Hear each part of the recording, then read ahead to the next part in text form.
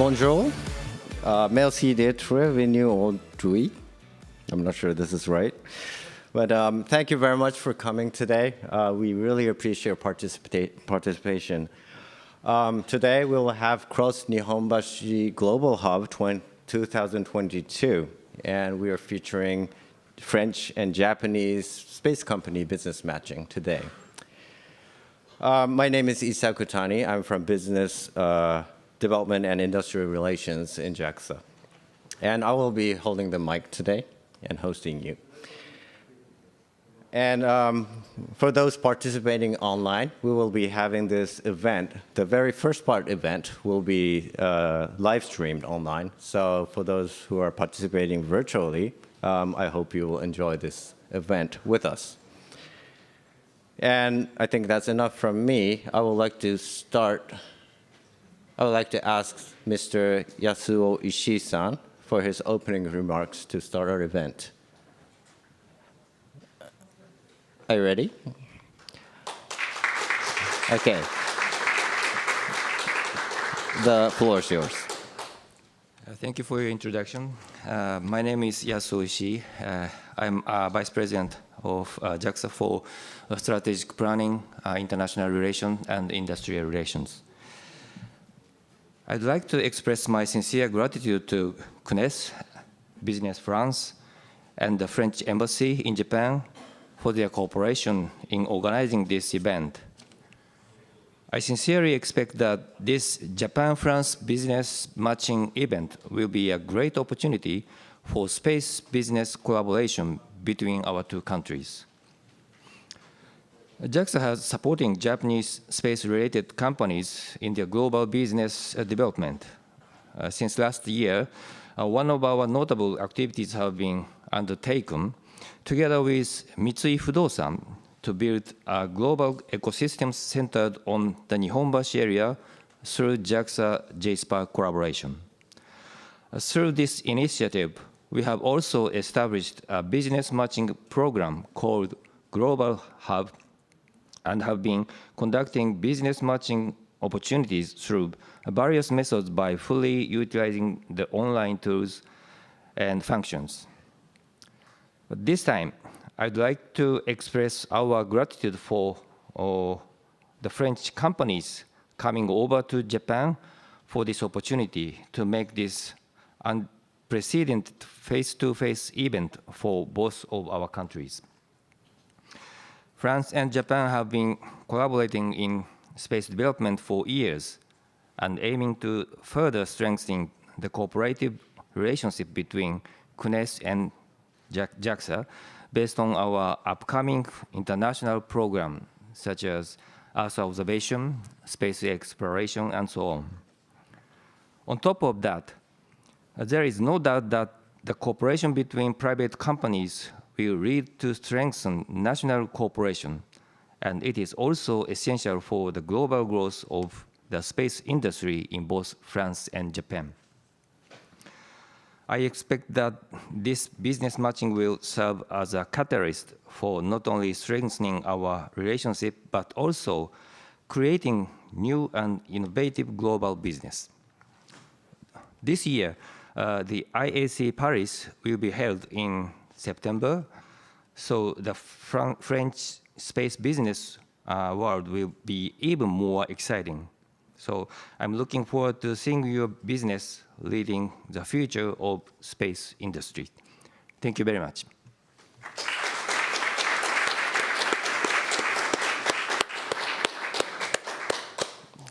Thank you very much for your great remark, Ishii-san. Okay, so next, we were supposed to invite Mr. Jean-Marc Astok, but unfortunately he couldn't come. So we have invited Julien Marietz. He is CREST representative in Japan and regional counselor for space affairs. The mic is yours. Thank you, dear Kotani-san. Good afternoon. My name is Julien Marietz. I'm a space counselor at the Embassy of France. And I'm very glad to be here today. I would like to, first of all, to thank the organizers, our dear colleagues from Mitsui Fudosan and also Business France for the kind invitation. So I'm just going to say a few words before we start the input session and the panel discussions. Well, as you know, CNES is a French space agency, so we carry out programs and missions in all fields of space activities. And those who attended the conference that was held yesterday at the Miraikan had a good overview of how deep the cooperation is between France and Japan in the field of space, and especially between CNES and JAXA. And of course, to carry out our activities, CNES and JAXA rely on the industry. And when I say on the industry, it's not only on the prime contractors, but also on small and medium companies and on startups. Just a figure to illustrate this, around 80% of CNES total budget goes out to the industry through contracts. And CNES budget is roughly 2.5 billion euros a year. So it shows the importance of the industry, and in particular the French industry for CNES and for the French government. And that's the reason why France is actually addressing the new space issue and the creation of a new space ecosystem in France. Because new space is a reality in France also.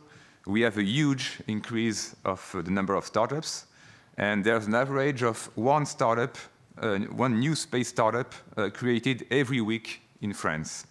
And we are, of course, taking actions to further develop that ecosystem. And that's also the reason why CNES is willing to strongly support the emergence of newcomers. So we have developed several initiatives to that regard. And in particular, the Connect by CNES initiative, which is roughly the equivalent of J-Spark in Japan. And recently, President Emmanuel Macron launched the France 2030 plan, which consists in developing the industrial competitiveness and new technologies in France. So it's a global plan. It's not only on space, but space is a big part of this 2030 plan. And it's roughly 1.5 billion euros that will be invested in the frame of this plan for new space activities. And the priorities will be a reusable small launcher in France, constellations, on-orbit servicing, and the data economy. And I guess that the situation is quite the same in Japan. And I think it is the responsibility of the public actors, such as JAXA and CNES, to foster the development of contacts, relationships, business partnerships between our industrial ecosystems.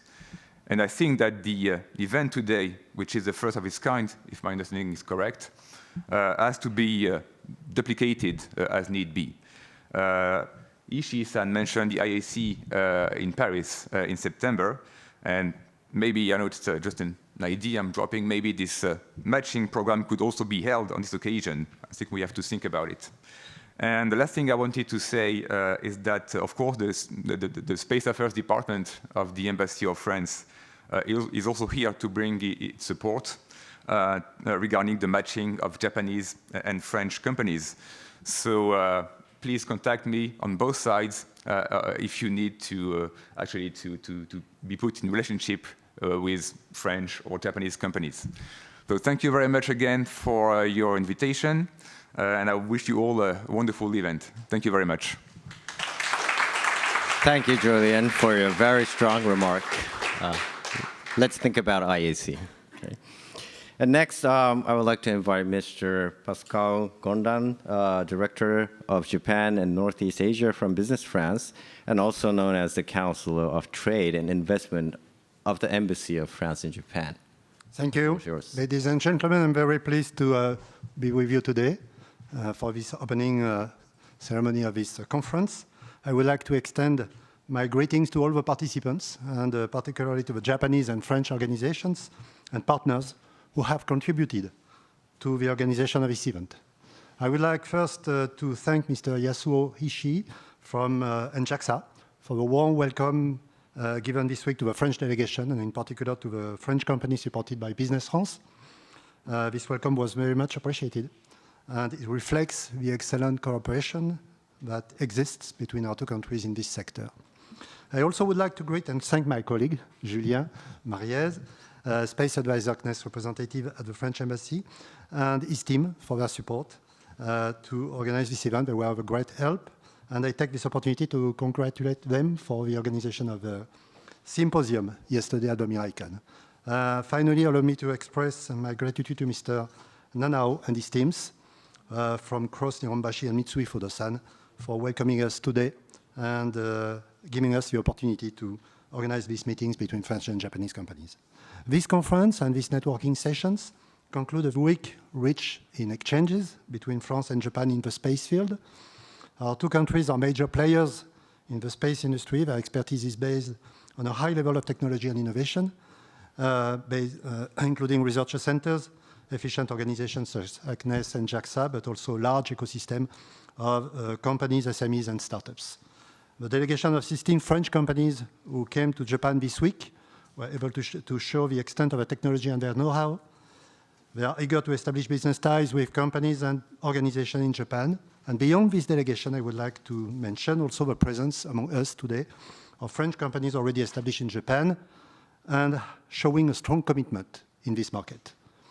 Business France mission, our mission, is to promote business opportunities between our two countries by supporting French companies that come to Japan, but also by helping Japanese companies who wish to invest in France and develop partnership with French companies in both ways.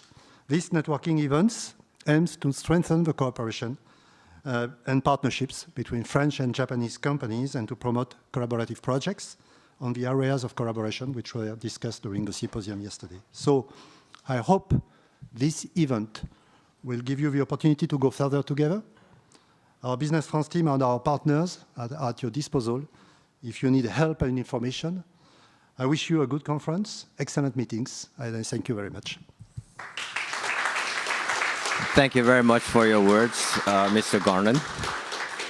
And next, I would like to invite Mr. Katsuhisa Nanao. He's the General Manager of Nihonbashi Urban Planning and Development Department from Mitsui Fudosan. The mic is yours. 小谷さん、ありがとうございます。皆さん、こんにちは。Hello, everyone. I am Katsuhisa Nanao from Mitsui Fudosan. I would like to extend my warmest welcome to all of you today. I am very grateful to be here for the opening of this significant conference. I am going to talk briefly about the neighborhood of Nihonbashi and why Mitsui Fudosan has been involved in the space industry.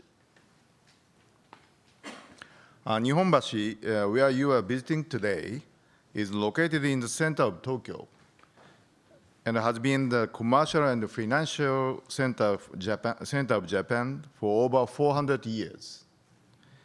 Nihonbashi is within walking distance from Tokyo Station, and there are direct train and bus routes from the major airports to Nihonbashi.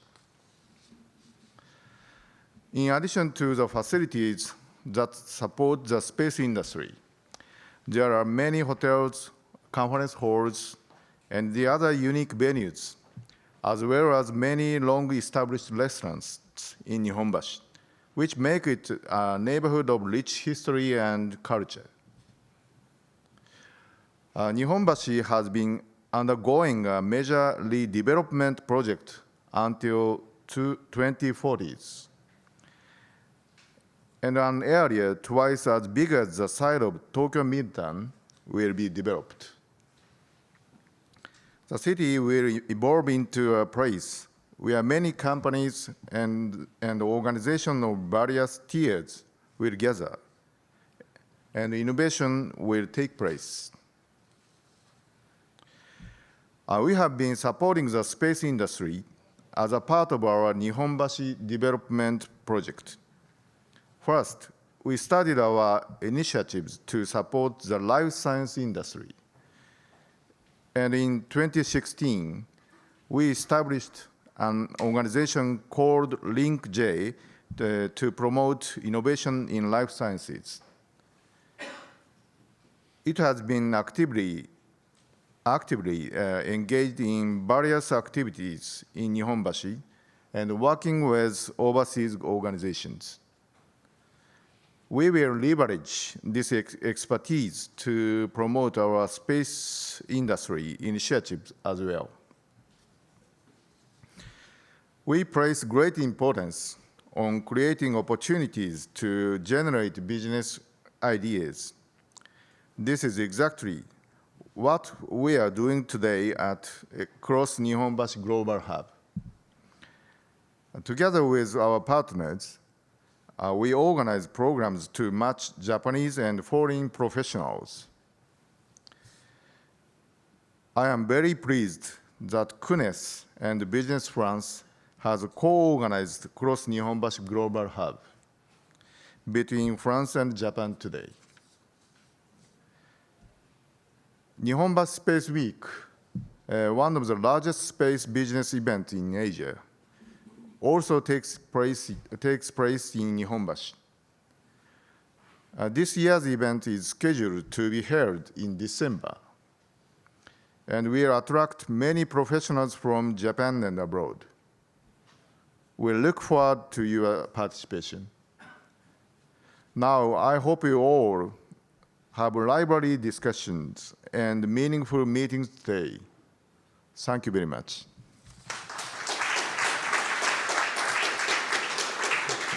Thank you very much for your remark, Nanao-san. Thank you very much all for opening remarks. It was really great. I would like to ask to join me giving another applause to all four of the remarks. Thank you.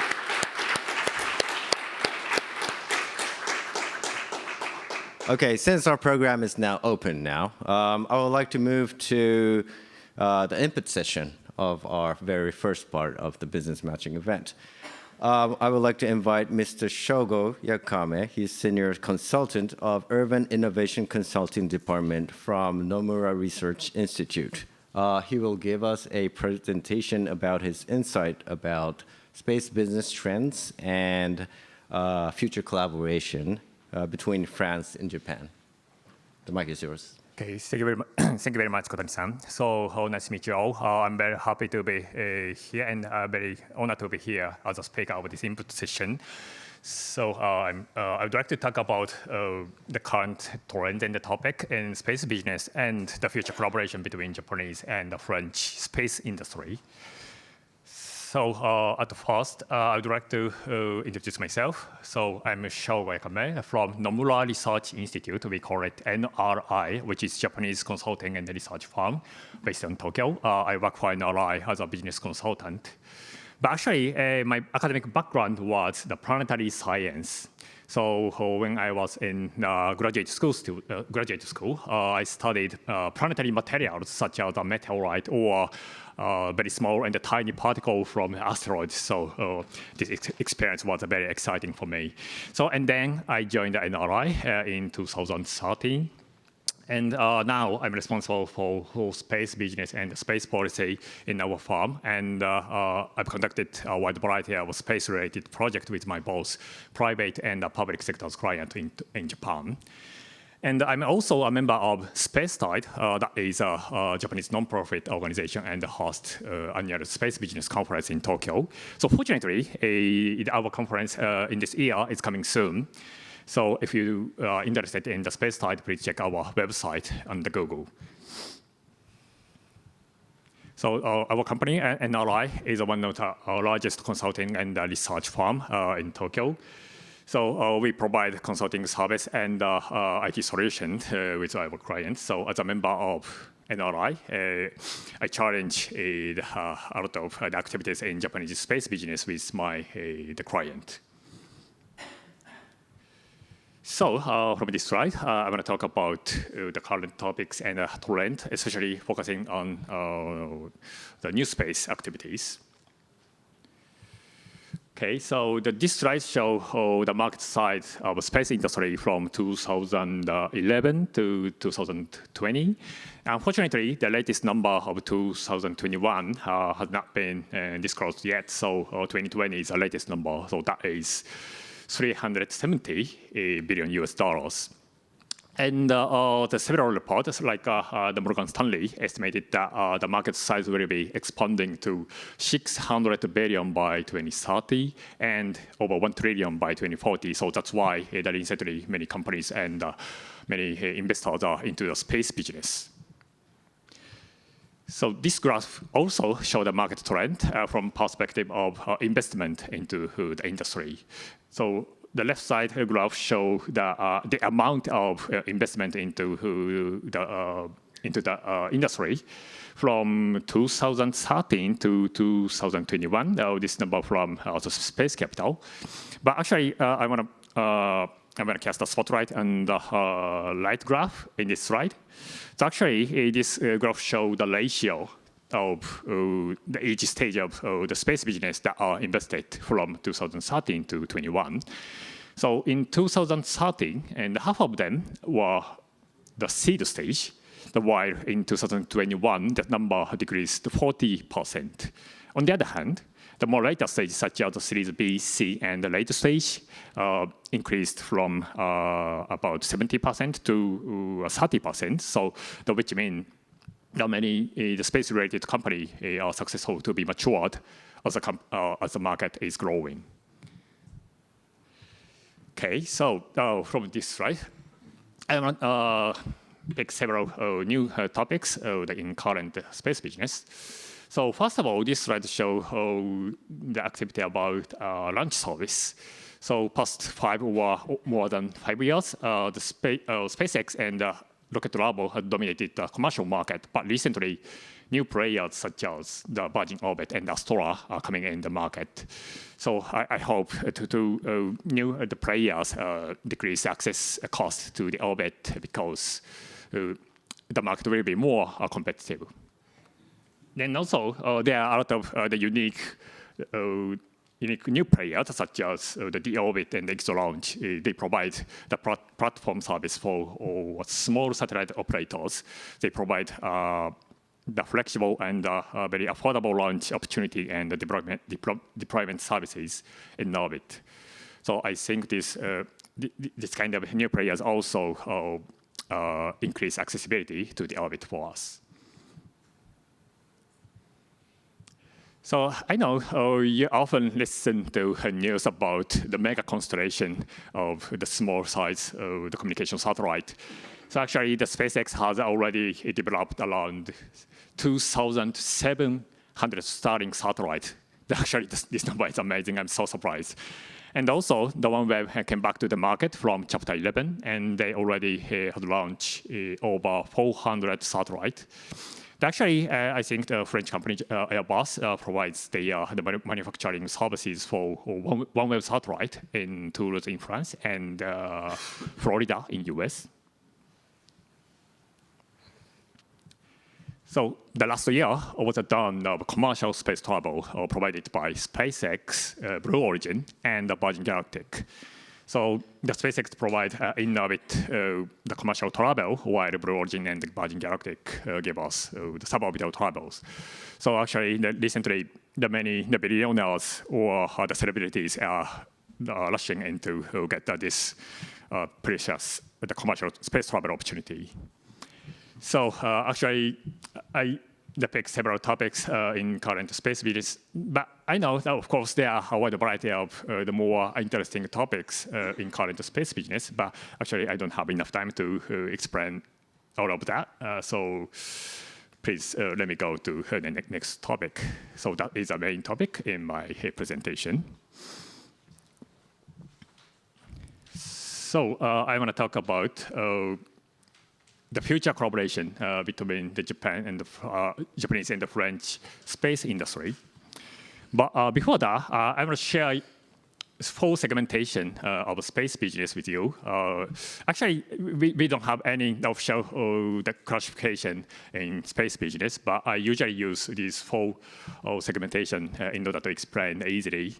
So, for example, the satellite application includes the manufacturing satellite, the building satellite constellation, and ground equipment, and apps and any device using the satellite the platform. And actually, the launch service is very clear for you. And in-orbit services includes the activity in ISS, space travel, and removing space debris as well. And finally, the space exploration is the deep space activities, such as the moon and Mars exploration. So along these four segmentations, I would like to talk about the possibility or perspective for our future collaboration. So first of all, in satellite applications, fortunately, our government has already launched a wide variety of the unique and high-end satellite in orbit. So they can provide us a very unique the satellite image and their deep knowledge for us. But recently, there are very unique the startups the building their own satellite constellation in orbit. So actually, so this is a unique opportunity for us to apply this kind of satellite data into our business. And also, the positioning satellite is the very important infrastructure for us, for our daily life, for our business. So the Japanese government has already launched 4 QZSS satellite that is Japanese own positioning satellite. So this satellite provides very precise positioning information, although the service is limited in Japan.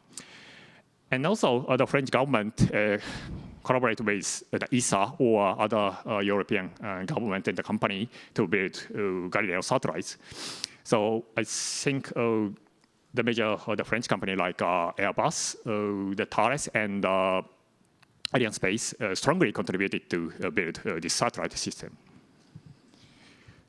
So as I mentioned, fortunately, we have a lot of resources from the government and the private sectors. So we have to try to apply this kind of satellite data into non-space industry. So this is a very important point because I think that satellite data is very important for space industry itself. But recently, a lot of non-space industries are challenging to use this kind of satellite data in order to increase their productivity, reduce the cost, and to make a decision for their investment effectively.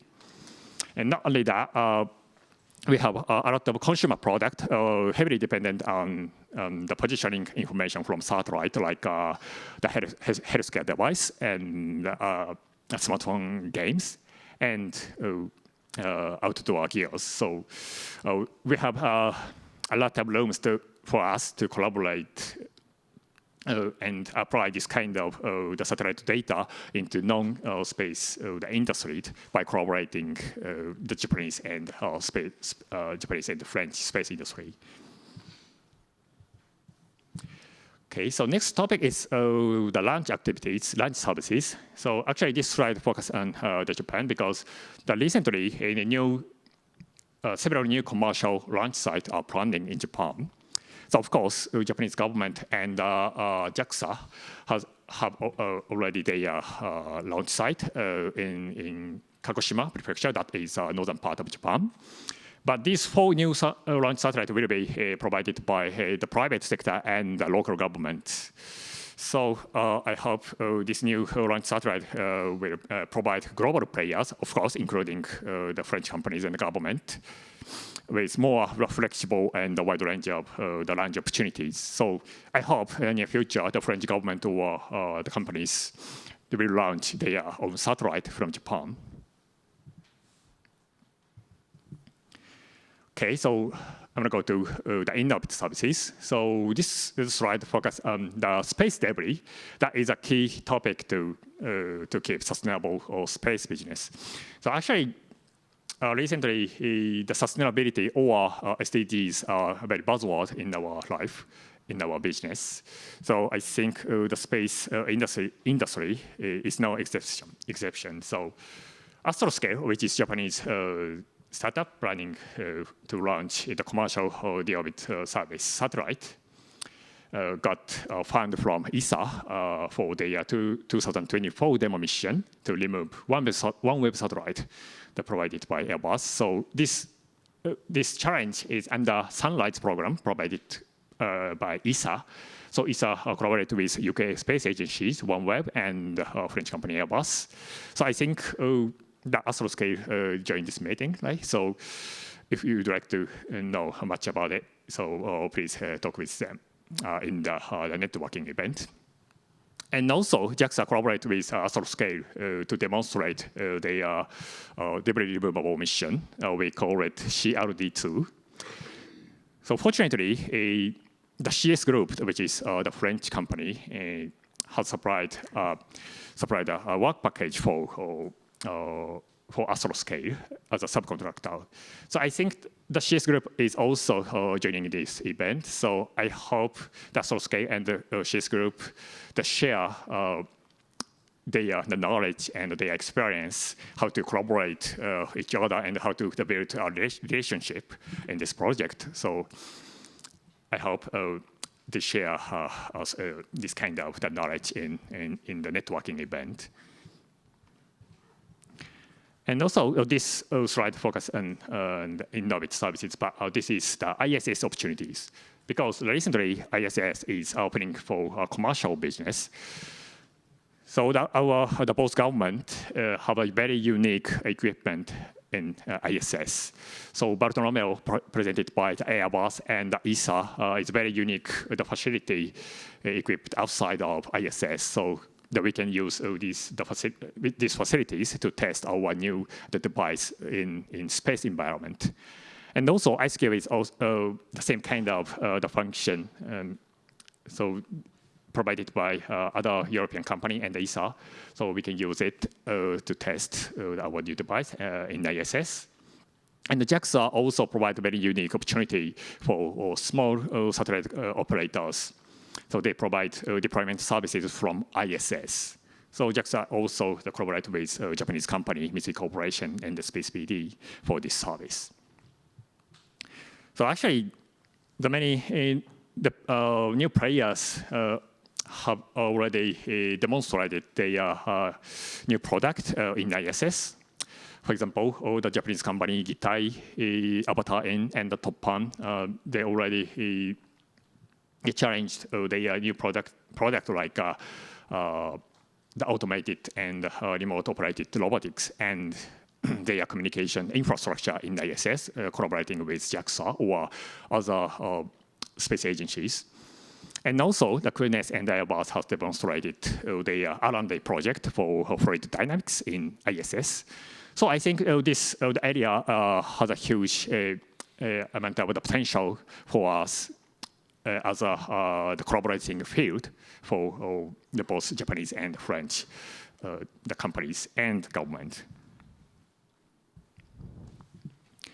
Okay, so finally, I'm talking about exploration. So recently, the Japanese and the French government agreed with Artemis Accord, led by the US and NASA. So our both space agencies will align with moon exploration and join the construction of lunar orbit station beyond ISS. So I hope this challenge will provide us a wide variety of unique opportunity for commercial players to go into this market. Actually, the players have already joining this the program. So I think Airbus are developing their service module for Orion, and the Thales are developing their lunar radio navigation system with ESA. And also, the several Japanese startups are developing their own lander and a very unique small rover in order to explore the moon surface. So this field is very exciting and innovative, but actually there are a lot of rooms for us to collaborate the future, the space industry.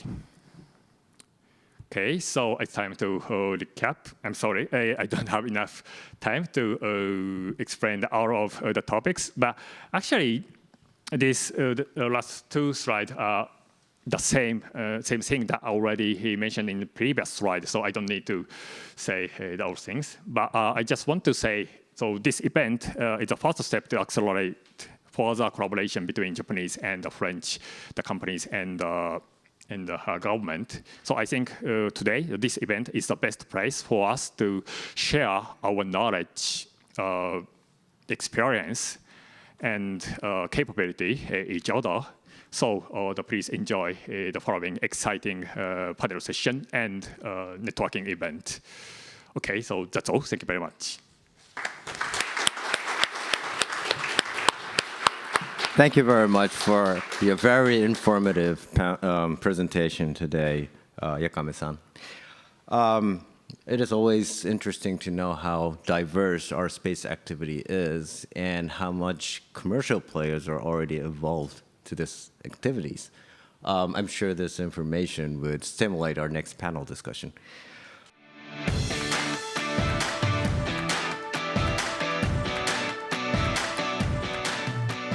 Okay, now we'd like to move into our panel discussion. This panel discussion will talk about all the experience from space business companies who have already been done business between France and Japan. We would like to hear lots of experience, a lot of hurdles, and lots of benefits of having a collaboration globally. Okay, so we have invited 4 panelists here. Our first panelist will be Mr. Keitaro Asaba, International Business Development of Tenchujin. Our second panelist will be Mr. Ryoji Sasaki, Representative Executive Director of Sakase AdTech.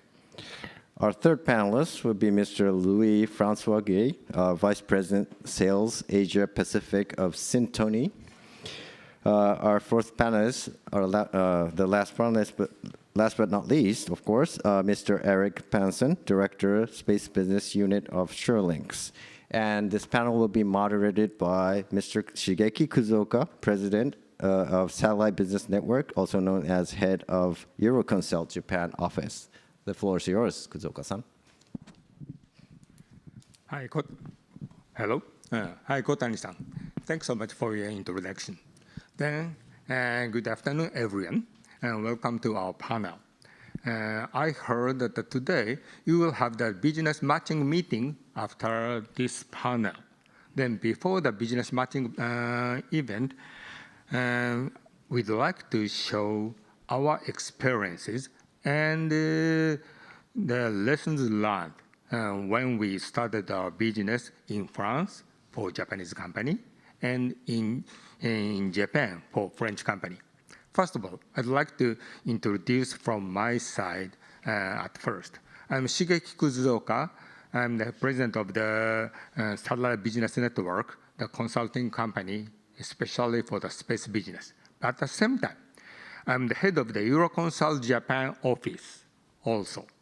Euroconsult is a global space business and technology consultant in the world, and the headquarters is located in France. That means that we are the French company also. I'd like to say that we are one of the successful companies, French company in Japan.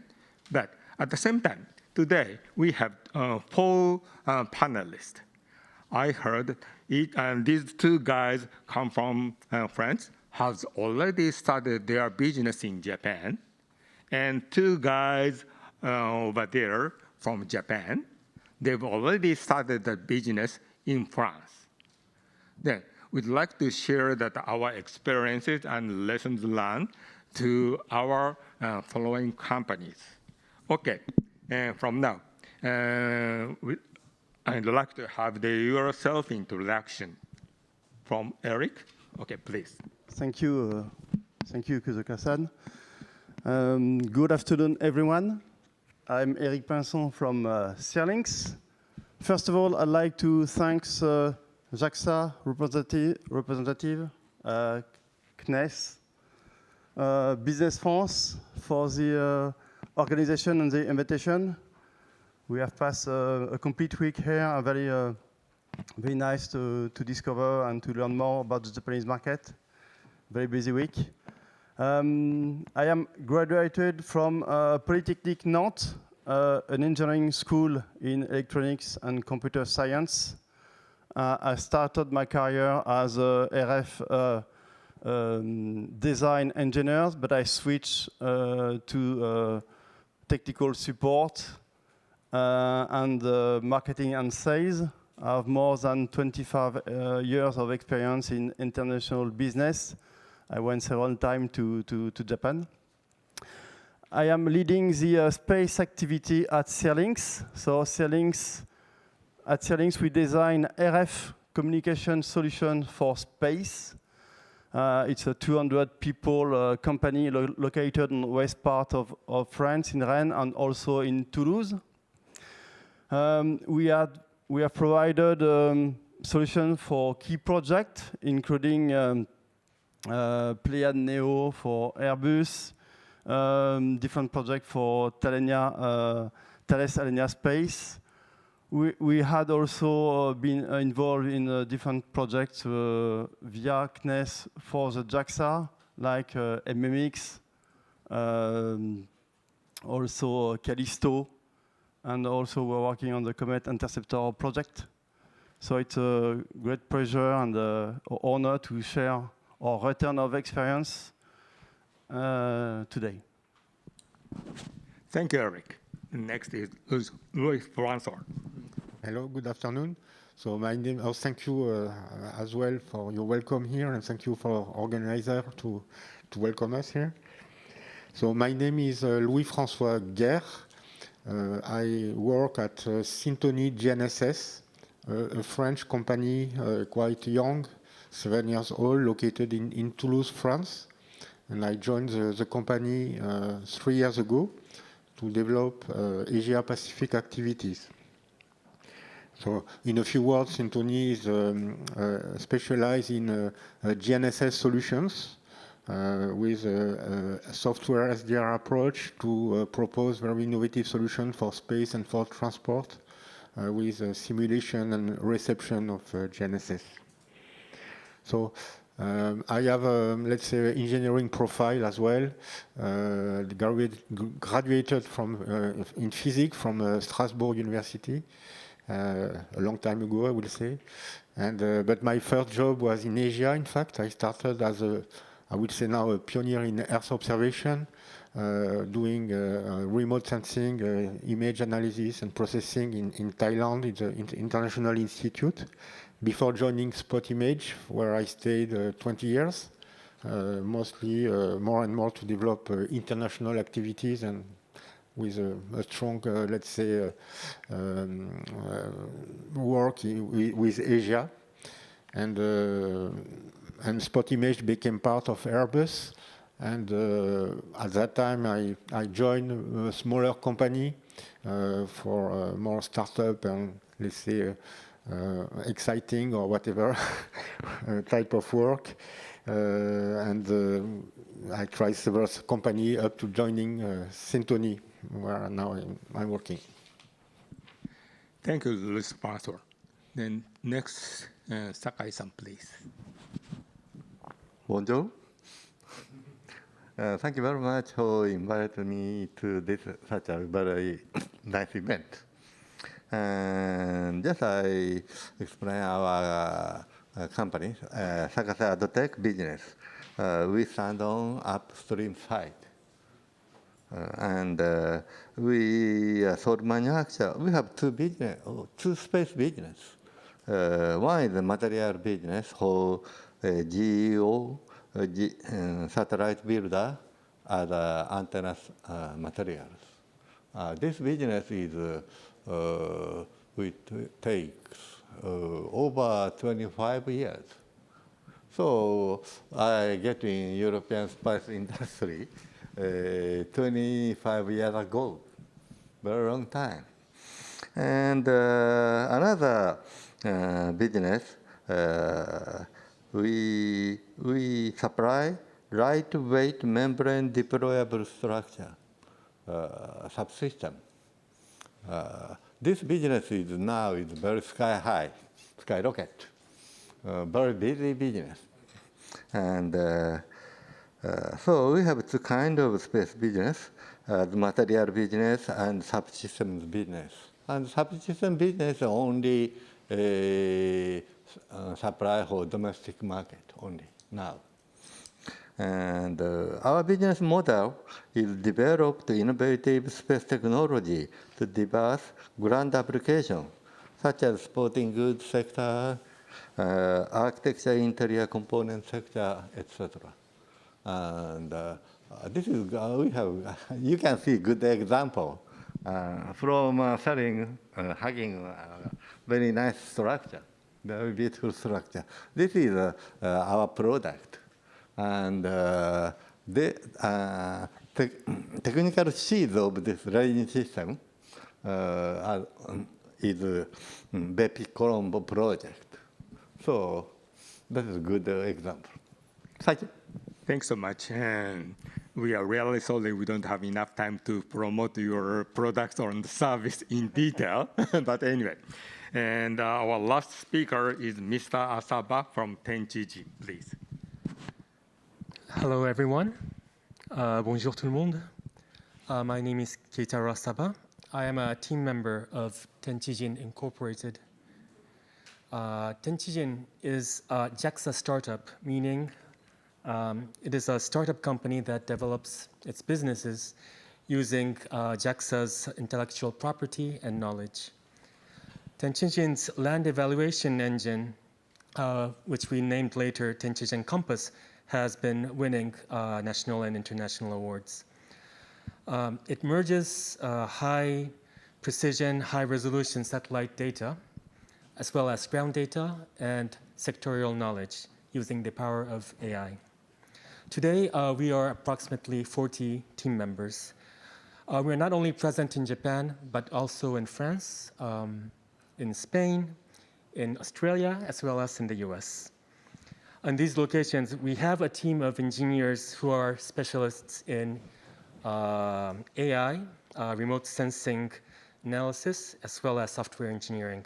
We also have a group of international business developers, including myself, with experiences in agriculture, energy, environment, finance, urban planning, so on. Two of them are based in France. We entered the Japanese market in 2019. And after 3 years, we have been penetrating in markets in Asia, other parts in Asia, Africa, and of course, as well as in Europe. Today, we are really excited to be here at X-NIHONBASHI Global Hub. We hope that our experiences, as does our Tenchijin Compass, we hope that our experiences will give you an extra layer on your map, guiding towards your venture in space. A little bit about myself. I used to work as a financial engineer in a French bank called Société Générale for 7 years. So I've been doing a lot of traveling with that. And then I've worked in a Japanese consultancy company called ICNet, mostly in Africa and in South Asia. So we've been doing a lot of consulting. Thank you. Thanks so much. Then, from now, we'd like to discuss how to penetrate into that market. As a consultant, sometimes we say the magic word GTM, go to market, go to the new market. So please explain how to find your way to go to the market. From Eric, please. Okay, so I will just share my return on experience on that. Don't know if it will work for everybody. First of all, I'd like to differentiate the three paths we follow to access to this market. The first and maybe the most important one to start was via the CNES. As I mentioned, we participate to different CNES projects related to the joint project between JAXA and CNES. This was very important because it provided us some visibility, also some good reference. The easiest way, maybe, so it's very indirect, you will say, for that, but we are in direct touch with the project team at the CNES, and we try, of course, to do all the best to meet all the requirements as needed for such projects. So visibility and key reference is important. Second of all, We are traveling a lot around the world. We make a lot of trade shows. Actually, we meet a lot of Japanese over there. So we have some direct, I will say, input and direct contact with the Japanese who come to us to learn more about our product and to check if our product can meet their expectation. As a matter of fact, in some of the Japanese company, maybe the new space ones, we find a lot of foreign people or also work in Japanese companies. So this is also helpful sometimes. And the third path is to accelerate our penetration or visibility directly in Japan. Of course, in that case, we have to face to the difference, the cultural difference. In that case, I think we must rely on a local representative, local partner that can be agents or distributor here. So this is, I would say, the three paths of improving our penetration and implementing a go-to-market plan here. And the reason for Japan is, of course, because of the importance of the defense project for space here in Japan. It's one of the main target for us worldwide. So it's very important to be here as a very point of presence in Asia for us. Thanks so much. The visibility at first is really important, you said. Yeah, I understand. Then next, Luis Franco, please. Yes. So maybe I will start. Why in Japan? Why Japan? I think there are many reasons. One has been clearly shown and explained yesterday at the event, the CNES celebrating 60th anniversary and joined the Japanese-French collaboration. We have seen, and it was obvious that France and Japan have a quite similar profile in terms of industry, approach, market. So if we are successful in France with our solution product, potentially there is no reason we could not interest other, let's say, market like Japan with this similarity. So that's the first thing. Second thing is, let's say, Japan is a very key reference country in the world and in Asia in particular. So when you have reference in Japan, if Japanese customer trust you, then you will have a good asset to convince other customer. I think that's quite important. Third, Japanese customer like innovation. So if you have good product, very innovative, they are curious, interested. So it's quite easy to, at least at first, to explain, to show. So that's a good entry point as well. And to finish about it, I think it's a good time now to go to Japan as the market is expanding, diversifying. You have the governmental market or activity, commercial with the prime and all these startup activity. So I think now it's a very, very good time. And maybe to respond to the question about how to start on what to do. So in fact, I think we need to have a very pragmatic approach when we go to Japan. Personally, I'm not so young, so I have some experience working with Japanese customers for a long time. Before, it was more a traditional way with distributor, with a representative and so on.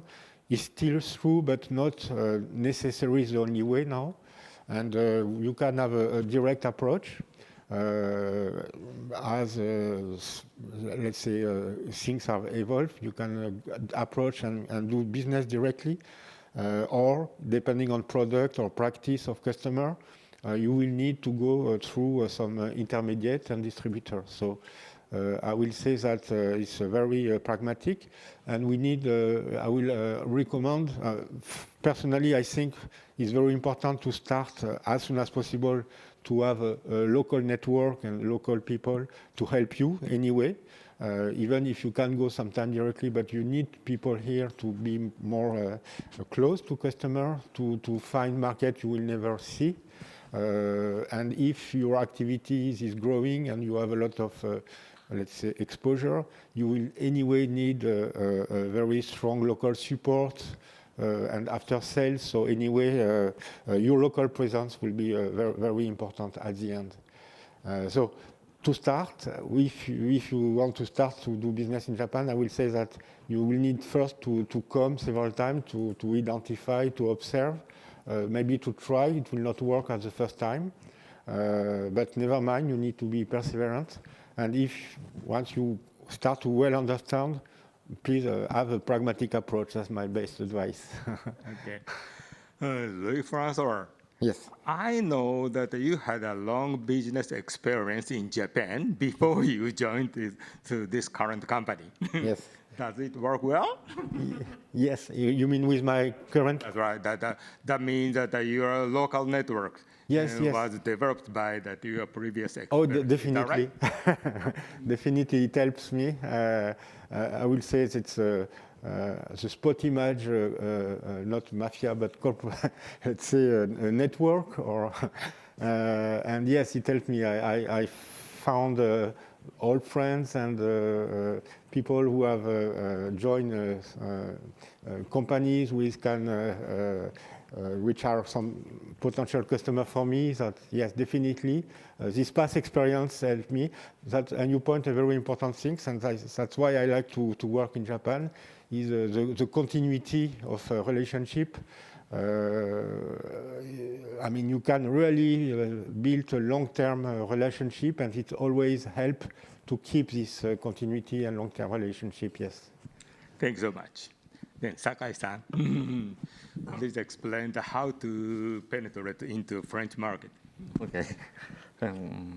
I think my long-term experience, who become first customer product. This is a very simple way. We started the space business from US market.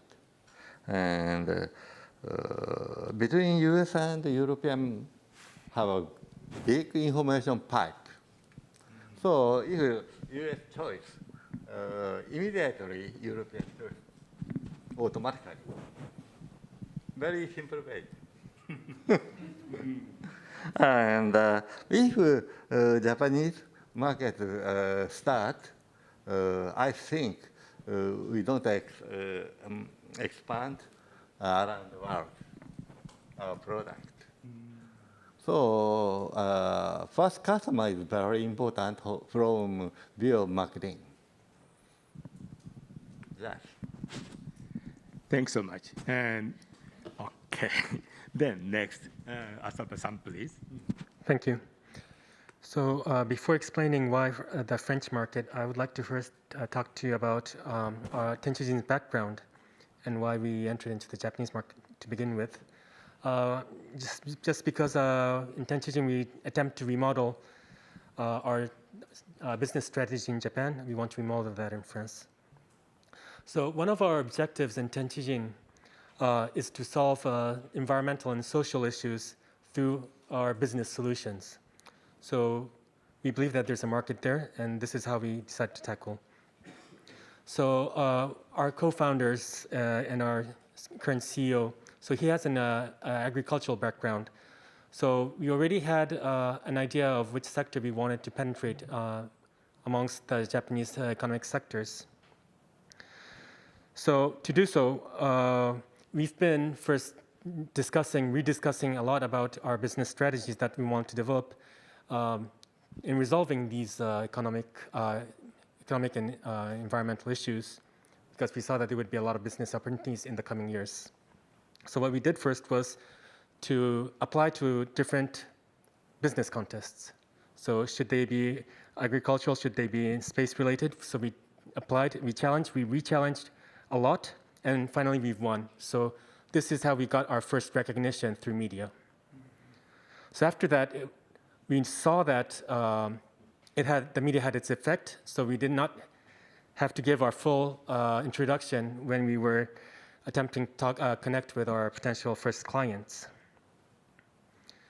So we attempt to do similarly in France and as well as in Europe. So we see that there are a lot of similarities, economic, social, and environmental issues between France, France and Japan and Europe. So this is one reason why we would like to penetrate into this market. We also see that a lot of these problems are less local nowadays. It's becoming more and more regional and transnational. And the product and services that we deliver is very suitable in that end. It is very comprehensive. It covers a lot. So this is another reason why we are targeting Europe, France. And also, especially France, I believe that there are a lot of agricultural issues that could be shared between Japan and France. So should it be the population that's getting old? Should it be climate change, whatnot? We have similar issues, so we believe that a lot of our solutions could be transposed over there. Last but not least, I believe that France and Japan, so we are among the top 10 space industry in the world. So there will be more and more data that will be provided from both ends. So we believe that as long as we stick in both markets, our solution will upgrade, will develop even more, and it will always be there to reply to the needs that we believe that will even grow further. I've been stressing a lot that not only in France, but we look towards Europe. Just to clarify that Tenchijin, so we started in Japan, and now, as I mentioned earlier, we have staff located in France, but we would like to go global.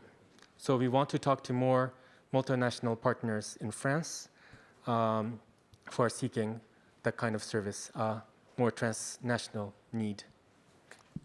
That's it. Thank you.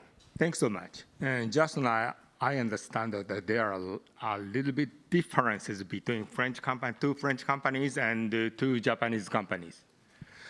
Under my understanding, these two French companies emphasize the importance of the agent or the local network.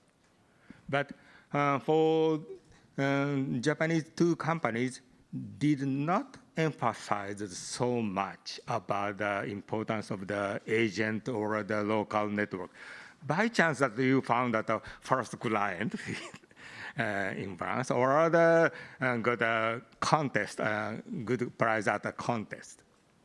Are there any difference? Don't you need any agent or local network when you penetrate into French business? Of course we do.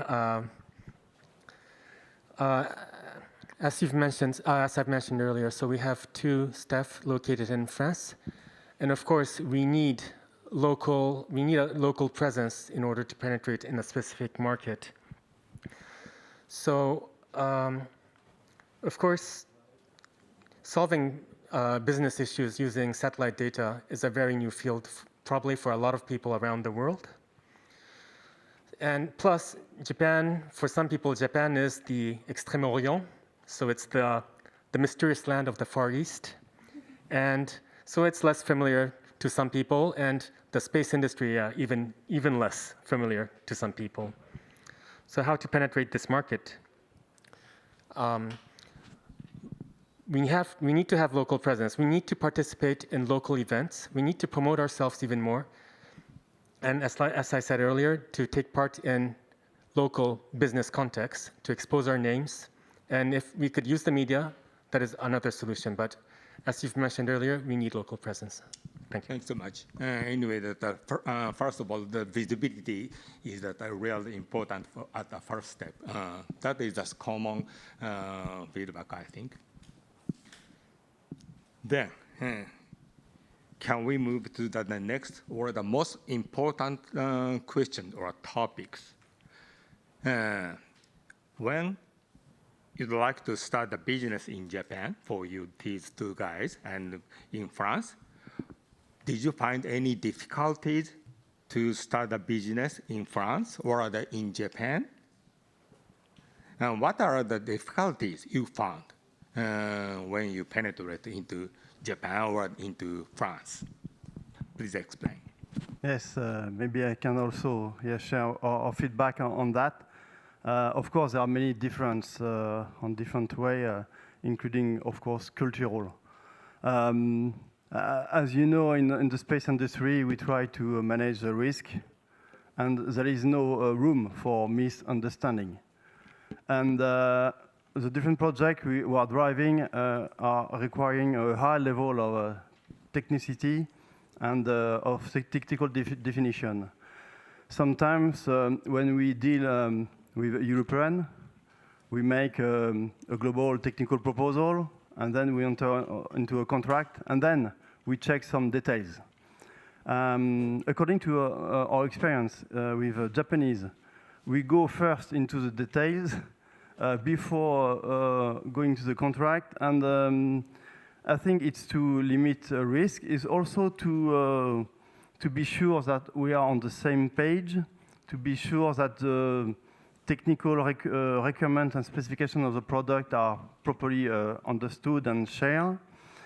So in practice, that pass through a long list of email. Maybe my colleague from Southern tell me hundreds of emails. And so it's very important that on our side, we have a complete pre-sales team, very technical, that receive all the different questions from the customer here, and work in team internally to the company, because some questions are very, I will say, high level, and we answer by written. We make sure that the answer is completely understood, and each point is solved. So it's a long step, I would say, but at the same time, once you go to the contract, you are sure that all the main technical steps are behind us. So after it's more quicker, I would say. So this is due, I guess, to the cultural, but also a different way to process the project. Make sure before the contract, and then to be more comfortable during the contract. Yes. Thanks so much. I understand what you say really well. Okay, next. Yes. Yes, I will come back to what Eric said, because for sure this is a very important point. I will start to mention maybe there is it depends a little bit on the type of product and market competition you have. I will say three categories. One category is if you have your product very innovative with utmost advantage from the competition, and your product is the one which is really required, and you are almost the only one, then of course you need to go through what Eric just said. But this is quite easy, or not easy, but it is will be the challenge will be to find the good team to buy who will buy and what is the process and so on, and all the explanation. But okay, that's the first thing. And I think some of our activity among the French delegation here have such type of products. So I encourage them to go. It's quite not so difficult, I would say, even.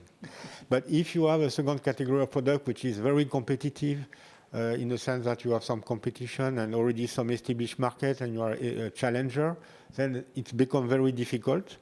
And we face it as a young company, I would say, because then the Japanese company does not like to change too much of supplier. They have their own ecosystem.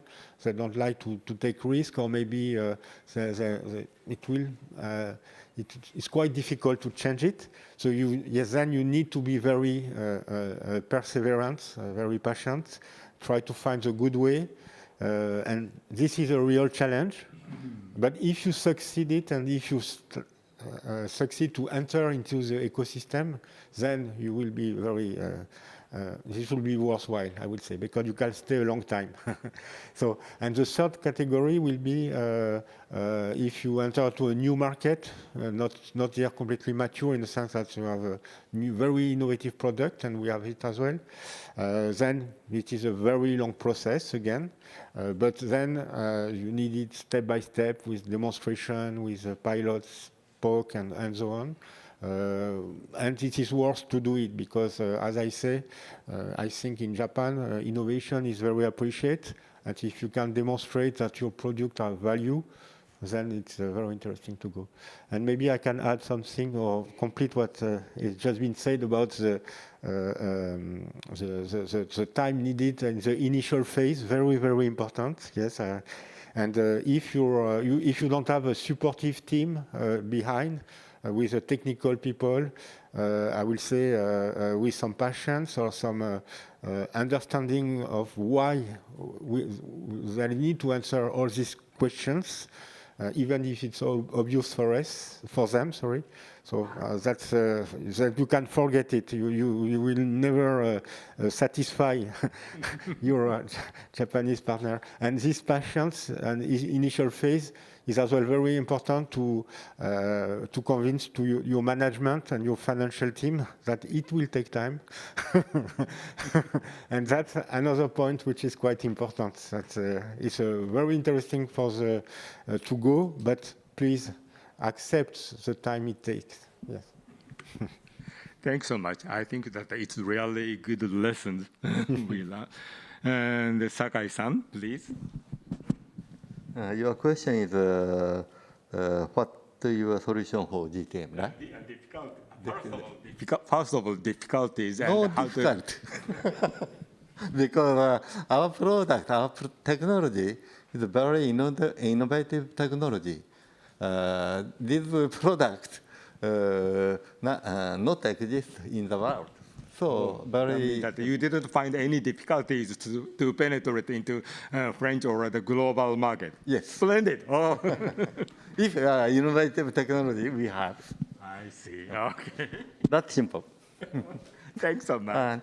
And for example, we released paper in 27, 15 years ago.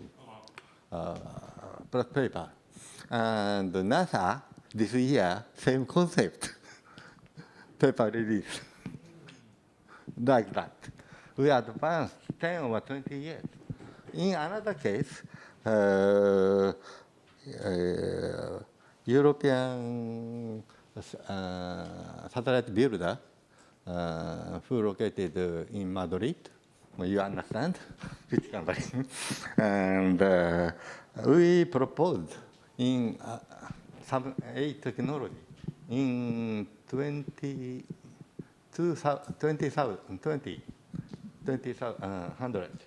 And they asked us to start R&D in 2018. They're thinking 18 years. So that technology is very advanced.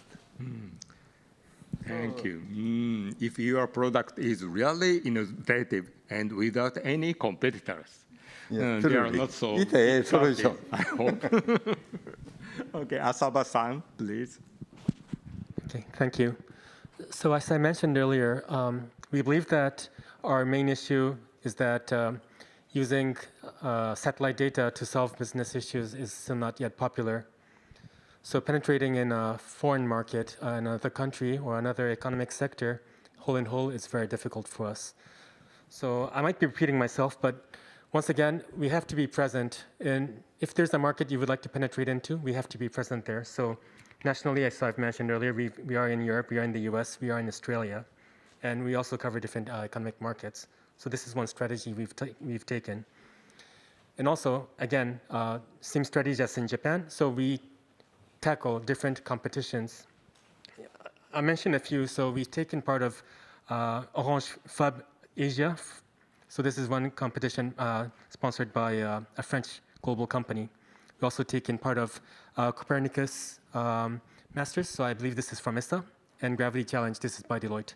So we tried to participate in different international competitions to gain global exposure. The media coverage is something we trust, and we try to use them as much as possible. Those are some of our priorities. And in our company, so I believe probably the maturity of company could be a bit less than some of the others. So at our stage, so we are we're putting, so based on this global strategy, we are putting a lot of emphasis in our infrastructure, so namely IT. So since we're really well dispersed around globally, we make sure that we have a solid infrastructure so that we are well connected. Our communication, collaboration are very systematized using information and technology. And using that, we also try to promote ourselves using throwing webinars and other online events. And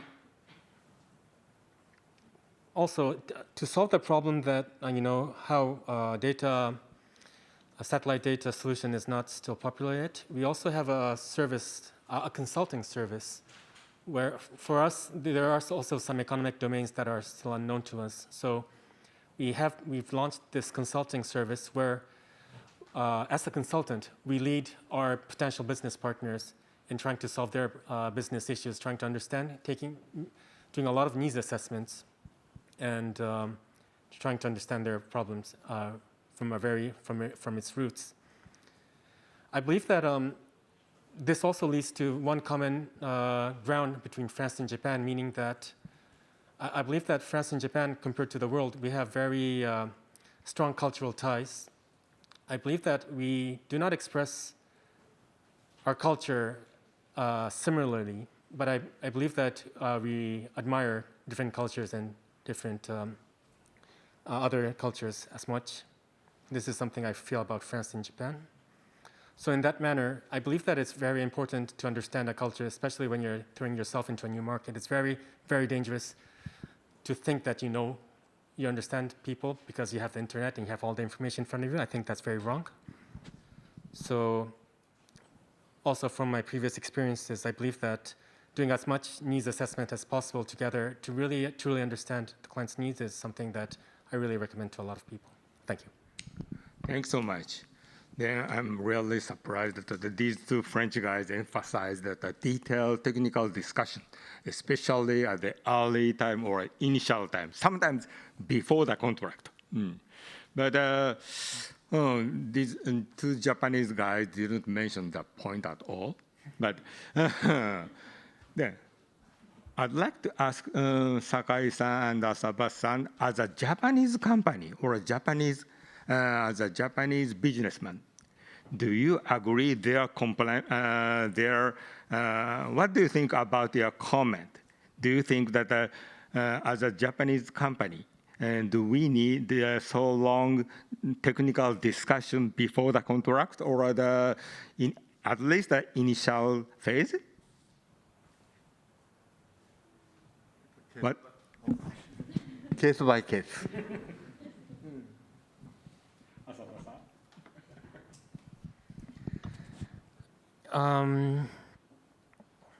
Yes, I think I believe so. I tend to believe that in Japan especially, I believe that a lot of businesses are sealed. Businesses are sealed unless they're really, really calculated until its very end. In France, I don't want to be biased, but in France, sometimes I see that there's also some passion, there's also some momentum when the business is moving forward. However, in Japan, I think careful steps are taken step by step, which also, it might take more time, but it earns a lot of trust between two parties. So I think you're right, and I believe that process earns a lot of trust from the counterparty. Thank you. Do you have any? Yeah. Look, François. Yeah, I think that's right. I think this initial phase is very important for two reasons. First, for technical reason, to let's say, to de-risk and to have a very common understanding and to share this understanding and so on, because in Japan the process of decision is very shared as well, so everybody needs to understand. But it helps as well to gain confidence and to trust more and more.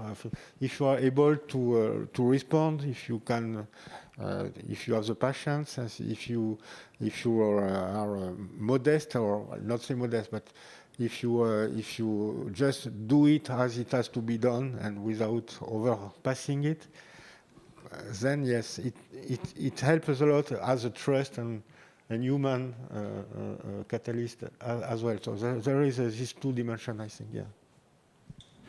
Yes, I would say it's not a question of having a project-by-project approach. It's really to build a relationship and to be more in partnership to implement a project together. So that's why it's very important to take the time to learn about each other. Thanks so much. It's really interesting discussion, I believe. Then our time is really limited, so I'd like to ask that last question. When you start a business in Japan or in France, maybe that you need several support, especially from CNES or from JAXA. Do you have any requests to JAXA or to CNES to support your business? Increase the budget? Yes, the budget, of course. No, I think something very important is to understand the ecosystem. And it's not so easy to have a clear understanding of the ecosystem in Japan. Recently in France, we are focused on identifying all the companies involved in what we call the new space. And there is a nice chart now available. It took some time, I guess, to get that, but that's something important. Maybe to have the same chart of the ecosystem, space ecosystem in Japanese, it will be useful. Who is doing what? Who is making, what kind of relationship between the players here could be useful, because when I share my experience and experience with our company this week, we are all follow the same path, try to understand which is the best way to address the market, who is doing what.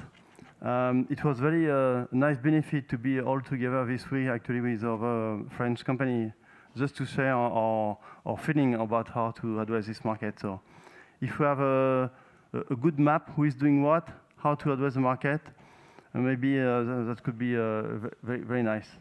I just want also to take the opportunity to highlight that in September, there will be a very nice show for space in Paris, IAC, and I hope that maybe CNES will welcome JAXA representative, and we could have a new event altogether in Paris. Thank you. The map, industrial map or the players map is really important, I think. Next, please. Yeah. I think idea for this solution, matching fund. Matching fund. Matching fund. I see. Not a project fund, but a matching fund. Yes. For developing technology, Japan side pay money and French side pay money, and that's both countries developed. The matching fund means that a kind of the collaborative fund from the both sides to start a new project. Is that right? New development. I see. I heard that, for example, for the Horizon 2020, especially for ICT project, there are a lot and this kind, and there were or there is, I'm not for sure currently, but there are such kind of the matching fund. The Japanese government put some money and European company, European government put the same money for the new project for the both players, I heard. Okay. Yeah, I will say there is several good way to help. One is exactly what we do today, this type of matching event. So as much as possible, if the agencies, among others, but can ease and do such a matching event between French and Japanese space actors, let's say, that's a very, very good thing. It can save a lot of time, and it can help direct interaction. It's, let's say, not so formal and maybe quite efficient to start a discussion. So really, I think that's one very good way, and I appreciate. I think it's very important. And second thing is more maybe from the French side, but I guess the Japanese side will be same. When we are reference, have some reference with CNES from our product. If CNES is buying or purchasing or using or even maybe qualifying, in the sense that yes, it is certified or at least endorsed or whatever by CNES. This is very important for to go to other market and to go to commercial and private market as well. So I think it's a key point. And the third maybe, but this is something already done, but we need maybe to strengthen it. It's to help us in the innovation, in the R&D, to be ready to go to market with very good product. I think that is very important when you want to go to Japan or whatever, but Japan is very significant. You need very good product, very qualified, and this step of having innovation to product is very important. So I think agencies have some role to play, yeah. Thanks so much. That I believe that the CNES and JAXA are really happy to know that this matching event is so effective, I think. Yeah. Asaba-san, do you have any comments? Thank you. I would like to raise 3 points. So one, I have a request for JAXA.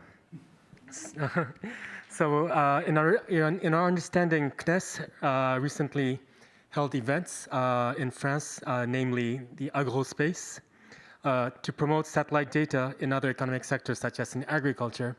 So in our understanding, CNES is very accommodating in terms of exposing the space industry business to other economic sectors, relevant economic sectors, to create more catalysis.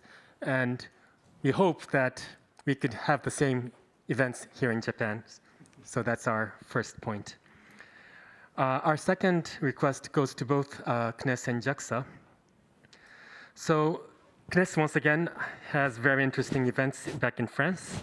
So one is called Connect by CNES. So CNES is very nice to startups, innovative startups in France.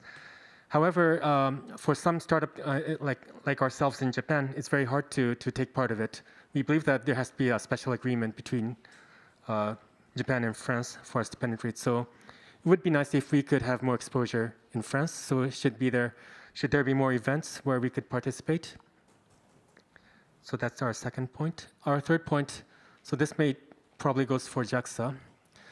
So I forgot to mention this earlier, but another solution to expose ourselves more in the global market, we've been working a lot, using a lot of JETRO service. So JETRO is the Japan External Trade Organization.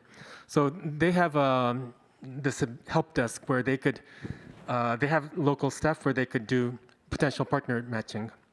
So I was wondering whether JAXA could maybe work with an entity similar to JETRO. So there could be direct matchmaking with partnership with partners in France, maybe for maybe a bit unreachable if you don't have a base over there. Thank you. Thank you. And good and really big request from the industry, I think. Then I'm afraid our time is really limited. So I'd like to invite several questions from the floors, especially today that there are several French companies who'd like to start a business in Japan. When you'd like to start a business in Japan, do you have any questions for these successors?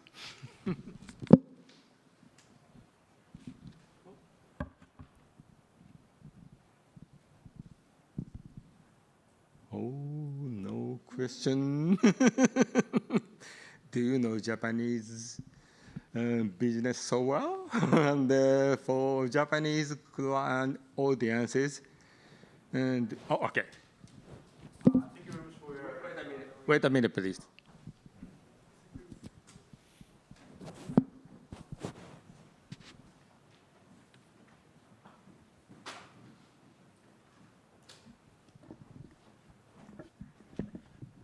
Thank you very much for your informative discussion. That was really interesting. I'm from a Japanese space startup, and my question is that But can I have your name, please, at first? Oh, sorry, Hitoshi from Workspace. That's a telecommunication service provider. My question is about the human resources perspective. I think hiring the local person is pretty much difficult at the very beginning stage. So how have you find out right person to begin with the local business in Japan as well as France? That's my question. Do you have your local staff in Japan? No, so for sellings, actually we don't have a local office yet in Japan. Nevertheless, the human resource is a key question for all the company on this growing market, especially in France. I was just mentioning that to support international sales, we need a strong sales and pre-sales team. So it's always a daily questions to make this team robust and to get some to hire some new people into the team. But to find some new people in France is quite difficult. The relationship with the different schools is key. So we need to establish and to keep this relationship between the industry and the school, and to get a bridge from the school to the industry, and to get some the right people at the right time. Sakai-san and Asaba-san, do you have your local staffs in France or in Europe? No. Asaba-san? So we do have quite a bit. I'm sorry, I don't have the magic the magic potion to. There's a lot of luck, and I believe that yes, we had our networks, okay, and our prior networks, which helped us a lot, I believe, and I believe that a lot of our co-founders who gathered our team was very well exposed. So I think I think our brand was quite well dispersed to, for example, for me to pull my attention to join. So I think it was exposure. I guess increasing exposure is important. Thank you very much. Thanks so much. And frankly speaking, that I am the local staff or the local agent in Japan for French company Euroconsult right now. Anyway, thanks so much for the good discussion.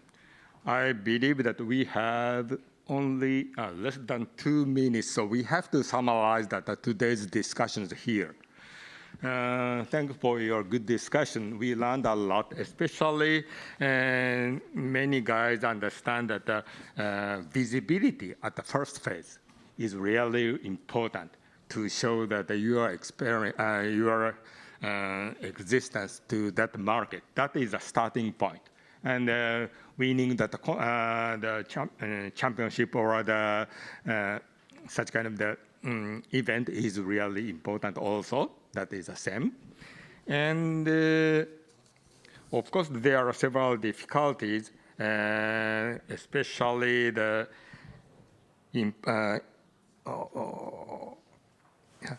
especially the too detailed technical discussion before the contract, for example, for Japan case. But anyway, that in order to resolve such kind of the difficulties, that we understand that the partnership is also important, I think. That is one of the common answer for the collaboration and the GTM, go to the market, I believe. Okay, then thanks so much that we already used up our time. And thanks so much for the good discussion and good questions also from the panel.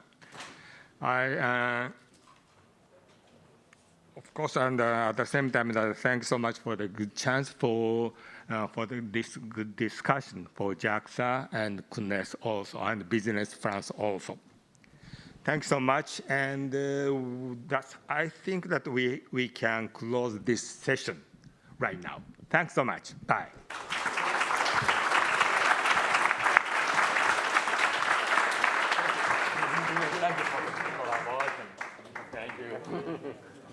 Thank you very much, Kuzuoka-san, and all the panelists that gave us a very fruitful information and discussion. I really like the part that they described about the business process, including the cultural and technical aspect, and also all the requests gave to JAXA and CNES. I don't want to put my foot into my mouth, so I'm not going to answer anything about it. But I think we definitely have to think about it to support those business development that the commercial players are aiming to do. Okay, so this will conclude our X-NIHONBASHI Global Hub 2022 France and Japan business matching event. The very first part of it will be concluded now. For those who are watching online, the live session would end now, but for our second part, we're planning to have an individual meeting, and as well as those meetings, we will have a business pitch by all the companies who are attending today here in this venue. It will be over 20 companies who's going to give us a business pitch, and those are going to be recorded, and we will give an archived video on our X-NIHONBASHI website very soon. So once it's ready, we would announce that through your email address that you gave to us when you registered to this event. So please be aware of that, and if you have time, please, I will really recommend to see all the business pitches afterwards. Okay, and thank you again for participating, and thank you again for the virtual audiences. Please, if you don't mind, give a big applause to all the speakers today. Thank you very much.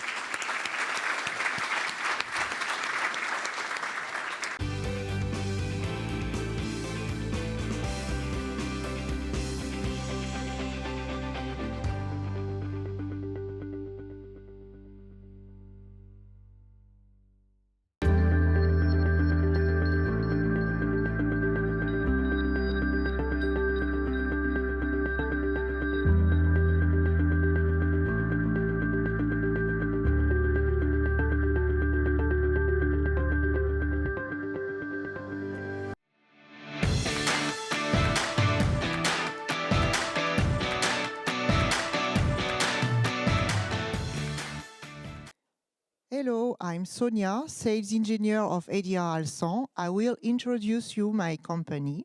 ADR is a ball bearing manufacturer. We were founded 100 years ago, almost 100 years ago. It was in 1925. This is the products we do. We focus on high precision, integrated and customized ball bearings. We started with miniature ball bearings, as you can see in the left, and within the years, we integrated our products in order to make an easy assembly and a best reliability for the customer. We also have a thin section branch of our ball bearings. So we go from miniature to thin section, from 1 millimeter to 350 millimeters. I show you here our customers and our activities. As you can see, defense is the biggest one, a big part, but we have customers also in space, aeronautics, medical and energy. You can read here some of our customers. It's just a short list. We have customers in Europe, in America, in Asia, and in South Africa. I will focus here on space and show you the products our customers do with our integrated ball bearings. You can see a figure of one integrated ball bearing, and you can see that the customers make solar array deployment mechanisms, they make CMG, they make antenna pointing systems, they make reaction wheels, they make LOX-NOx valves and turbopumps. You have here some successful programs where you can find ADR ball bearings. And if you want to ask any question, you can contact me directly in LinkedIn or through our website. Thank you.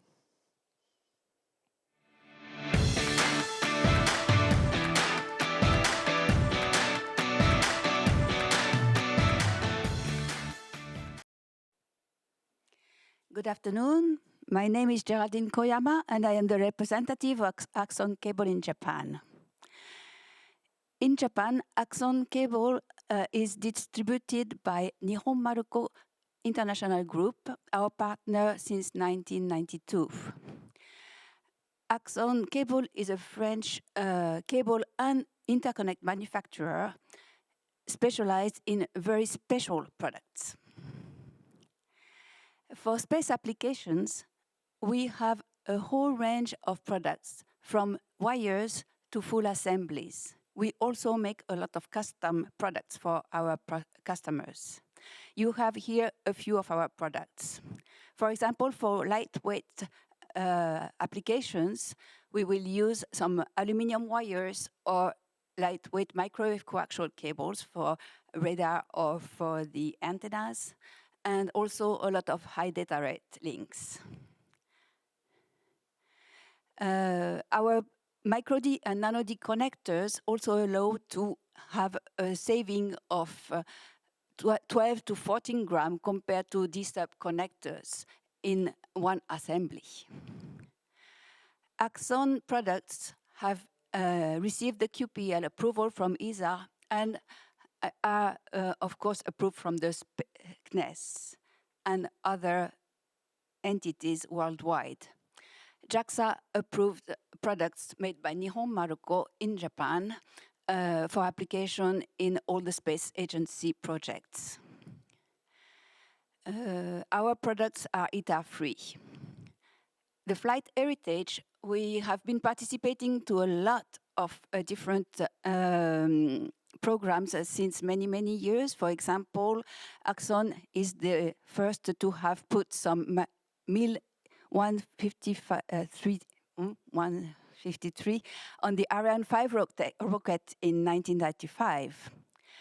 In Japan, we have participated to the HTV transfer vehicle since 2009.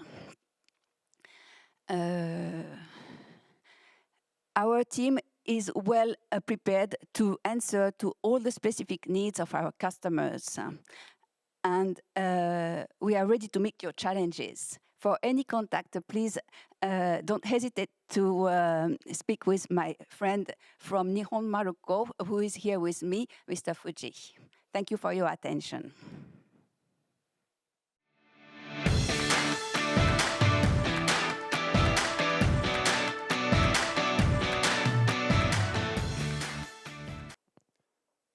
Konnichiwa, I am Olivier Jacques from Skylabs. Today, communication is at the heart of our society, and more data is going through satellite communication. Skylabs is offering solutions to enable reliable, scalable, and broadband laser communication to power the networks of the future. Skylabs is a French company from 2013. with about a bit more than 60 employees today that created a unique optical technology for light shaping called MPLC. From that, it developed many applications, including laser, high-power laser processing, fiber communication, defense applications, and last but not least, free space optical communication, also called laser communication.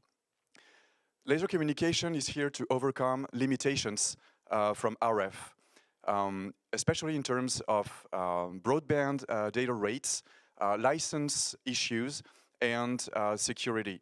LaserCom brings extremely fast data speeds that can reach hundreds of gigabits per second in a very secure and unlicensed way.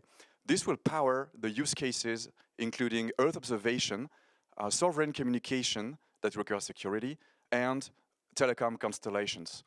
Skylabs is powering all applications that have to cross the atmosphere. Why is that? Because atmosphere is a key issue to solve if you want to do laser communication. Skylabs has developed a unique solution that, unlike traditional solutions, is cost-effective, scalable, small size, and plug and play. Using this core technology, Skylabs has developed a complete expertise in optical ground stations. We will deliver our first ground station in September 2022. We have many more to come in the next years, and a lot of references already from all over the world, including NEC in Japan, DLR and CNES in Europe, as well as Onera. Many more that we cannot disclose here. This is the only way to have reliable and high-speed free space optics that's compatible with telecom standards. Our offering consists in all parts of the optical chain, from the key component to the complete optical chain and optical ground station. That allows us to support space agencies and governments by providing complete solutions. We can work with industrial OEMs by providing integrated components, and we work a lot with academia to develop our partnerships and be a part of the thriving LaserCom ecosystem. We would be happy to collaborate more with anybody who has projects in laser communication. So please contact us through our website or connect with me on LinkedIn. Arigatou gozaimashita. Thank you very much. Merci beaucoup.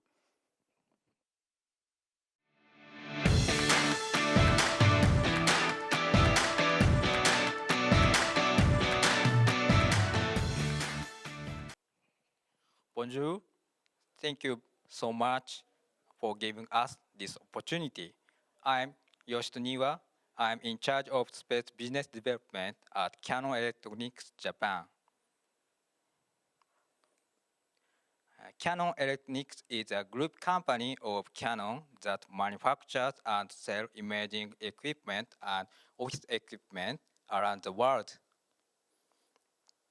Our company has a wide range of technologies and product lineup. In 2012, we established a satellite research development and have been engaged in R&D. From 2021, we have started selling satellite buses and components. We are a upstream player in space industry. We manufacture space components to support the customization for all downstream players. We are also developing our own satellite and operating it as R&D purpose. These achievements are fed back to product development. We can quickly provide various components, and we can customize them to what you want by in-house manufacturing. These components are proven in orbit by our satellite CSAT series.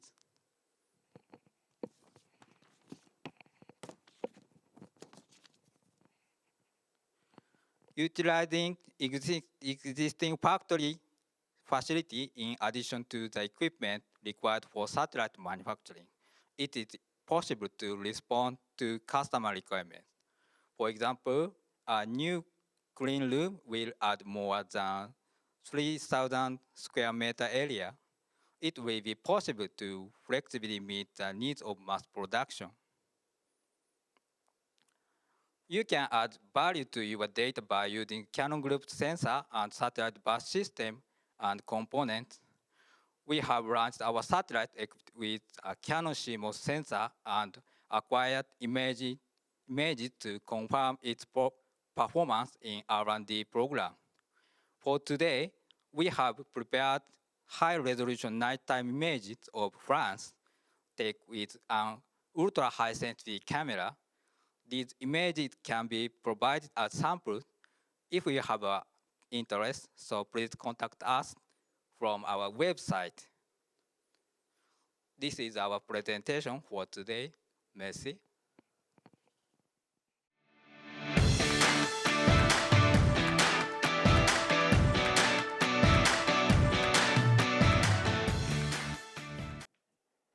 Hello, my name is Mathieu Tomacho. I am sales engineer at Cedra Technologies, and today I will introduce you to my company, which is the leader in mechatronics. Cedra Technology is a French-based company specialized in space mechanisms based on magnetic and piezoelectric actuators.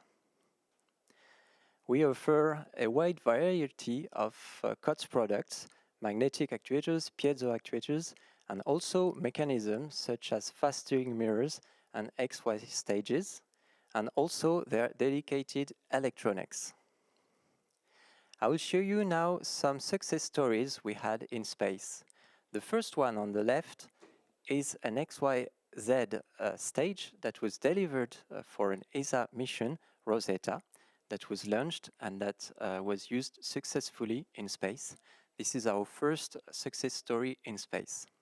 The second one on the right is the Psyche mission, where we provided a point-ahead mechanism for the first optical communication in deep space ever in the world. So it was delivered to NASA JPL, and it will be launched in August 2022. On the bottom right part, you can see such a similar mechanism but dedicated to satellite constellations for new space. The application on the left is an actuator we provided for an instrument that is now on Mars and that is being used for analyzing samples. The example on the right is a piezomotor we provided to a project for orienting an interferometer beam splitter. On the right here, you can see our first example of duplication for a space application, because we provided 14 mechanisms for the new generation Meteosat satellite. On the right, you can see an application on zero boil-off compressor for instance, hydrogen storage in space. You can find more about our company in the dedicated links that you can see on our website. It will be a pleasure to share further information. Note that we are involved with CNES, ESA, and also NASA, JPL, but we've never worked with JAXA so far, so we'll be glad to do further cooperation with JAXA. Thank you for your attention. Thank you very much. Merci.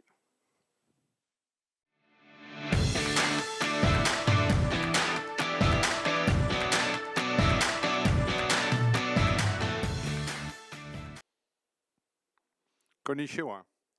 My name is Nicolas Frovel, and I'm working for CS Group in France. CS Group is a medium-sized company based in France with offices in Europe and North America. We are developing, designing, integrating, and operating software for all space activities. We are working for all space agencies in Europe and also industry, big ones, but also new space industry, and also for French defense. We are covering all the range of space mission, from access to space, to science and navigation and telecom, but also to planetary and deep space missions for space, and also for Earth observation satellites. we are proposing a complete and innovative solution for an end-to-end ground segment for satellite. You can have access to control center, to flight dynamic systems, to space surveillance platform, to also to user segment for multi-cloud management platform and platform as a service for data processing and analysis. All these tools can be used as a whole or can be used by parts. For instance, if you need some activities in flight dynamics, we can provide it. You need activities in control center, we can provide it. Everything is possible, and that's all our system are built with. It's a real software architecture, new using new technologies for software, and it's very useful. And I think it's a really real add-on value for all your operations or satellite. We are working already with Japanese space activities, as we have a lot of activities with CNES. For instance, for Hayabusa 2 mascot lander, which is a mission which is going to an asteroid. So we are working on the computation of the rebound trajectories on the satellite, on the asteroid, sorry. We are also working with Astroscale on Hadras J active debris removal mission. And finally, on MMX Martian Moon Explorer, where we are providing support to CNES for flight dynamics activities. And we are also analyzing the trajectories and for the robotics.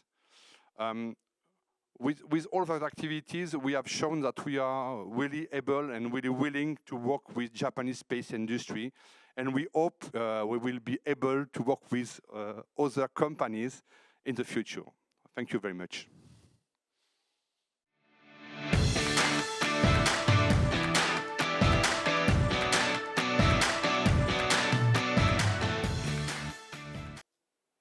Good morning, I'm Patrick Chan. I'm the founder of eWiz, an engineering company specializing in RF and microwave electronics. But I'm also program director for Carbise US, and we are developing and delivering thermal material for space industry.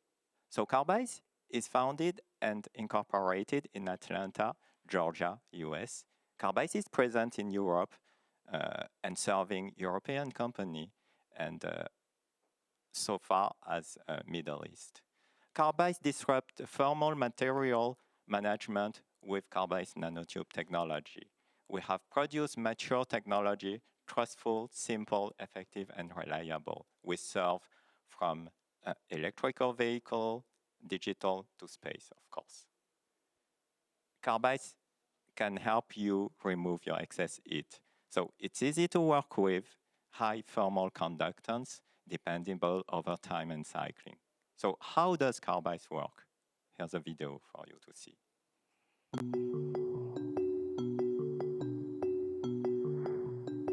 Carbise pad delivers the benefits of both solid and liquid thermal interface materials, but without either of their limitations. At the nanoscale, Carbise pad is a dense carbon nanotube forest bonded to both sides of an aluminum backbone. Initially, Carbise pad acts like a solid, which gives it incredible thermal conduction and allows it to spread heat across the surface of the material. Because it works like a solid, we can add tack, cut it to size, assemble and rework it very easily. When applied, Carbise nanotubes flex to embrace the interface, matching every single texture without compromising their thermal conductivity. Carbise nanotubes move like hair on a paintbrush. When compressed, they fill the voids of the surface, quite similar to how a liquid works. When the pressure is removed, they rebound like a spring to their original shape. With adhesion, fastening, and cycling, the Carbise nanotubes find and settle further into the nanoscopic voids, which can actually improve Carbise pad's performance over time. Carbise pad is revolutionary. It's unlike solids, liquids, or phase change materials. It's got all the benefits of those materials, but it doesn't have any of the compromises. So, who do we serve? We serve prime in the US, prime in Europe, small sat company. Across industry also, you can see the various material we produce and we are able to deliver. Check more at carbise.com and contact us through the link displayed here. Thank you.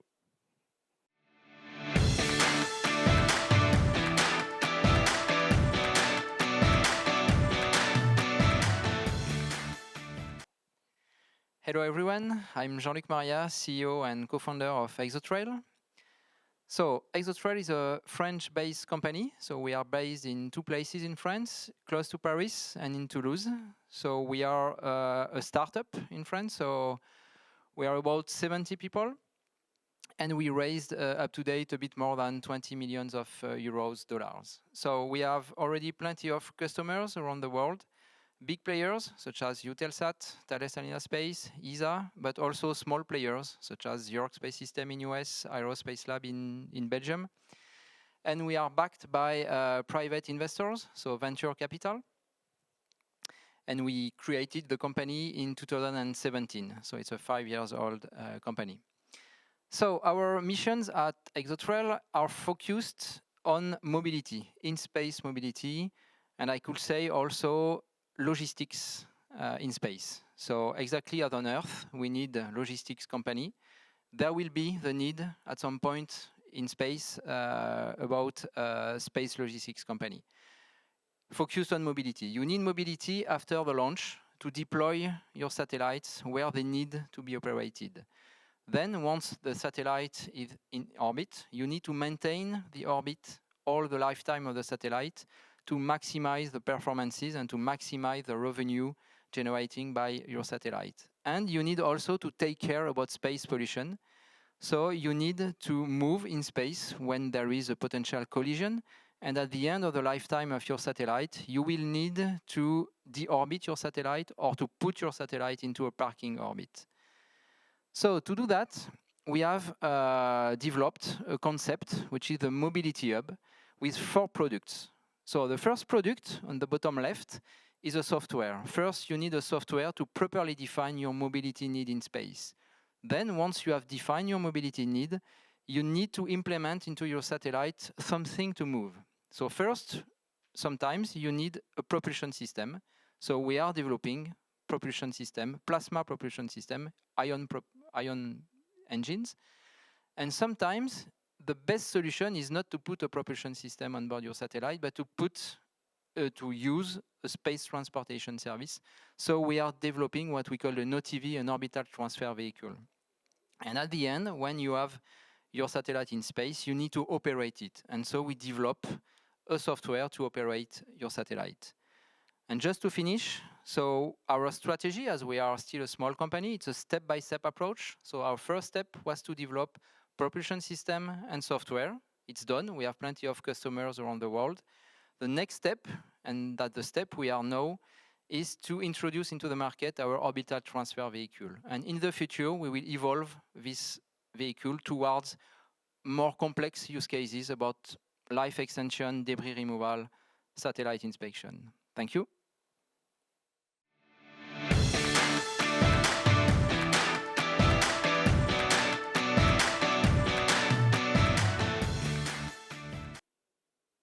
Bonjour, my name is Amel Benamara. I'm head of sales at GAL Systems. Around 800 Earth observation satellites are orbiting around the Earth today. Why are they so important? Because they are an instrument to measure and monitor the climate change. Those satellites generate a lot of data. For instance, the European Copernicus program generates 20 terabytes of data daily. As those data are duplicated by the various space actors, you can reach petabytes of data. The question is, how do you store and access those data? The data providers use the cloud computing that offers a high storage capacity, but this is costly. Moreover, you need to find a way to access those data easily. This is where GAL Systems can help you as a software solution company. GAL was founded in 1990. This is a private company located in Paris area. We are 30 employees and our main clients are the European Space Agency and Airbus Defence and Space. We developed a middleware called DRB that can extract any pixel, any metadata for any data in any format. This is the starting point of our success stories. We developed for the European Space Agency and the European Commission 2 web-based platforms. Open Access Hub, that is a reference platform for the Copernicus data, and Onda DIAS, one of the 5 DIAS, that is a reference also for Copernicus data, but in the cloud. We developed a control quality tool called Amalfi, used on Sentinel-1 and Sentinel-2 processing chain.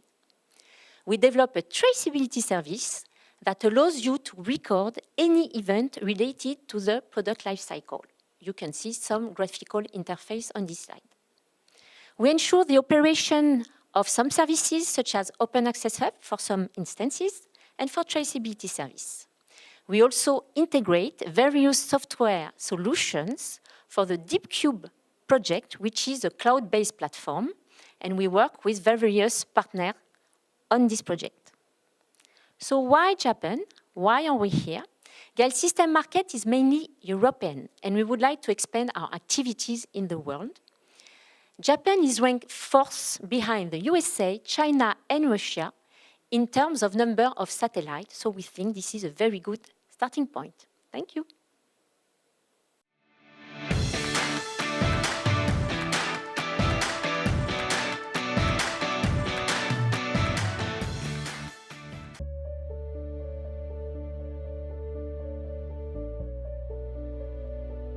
Stellar Station is a platform that enables antenna sharing for satellites. The advantage is that free antenna time could be shared. Stellar Station automatically coordinates communications with nearby satellites.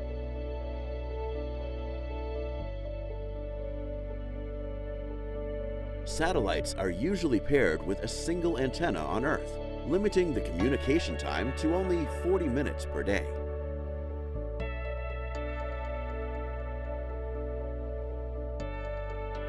However, by installing the Stellar Station platform at antenna sites in other regions, free time at those antennas can be shared, increasing the communication time available to satellites.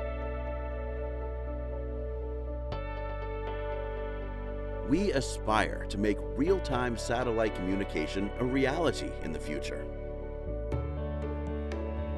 Satellite Antenna Sharing Platform. Stellar Station.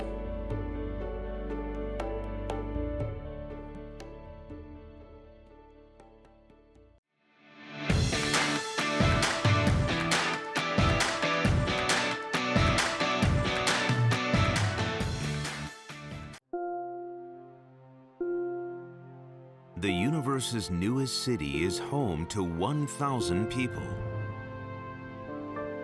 And every year, over 10,000 come to visit.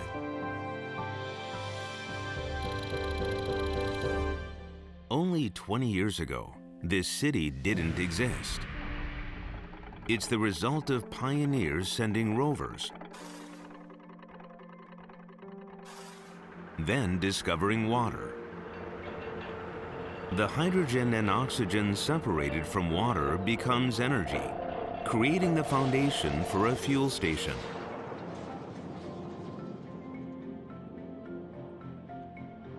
And with the fuel station came scheduled flights, followed by settlers. Soon, settlers required more diverse skills, attracting new specialists for construction, steel, communications, energy, transit, agriculture, medicine, and more. People travel from far and wide to see this new city. We call it Moon Valley.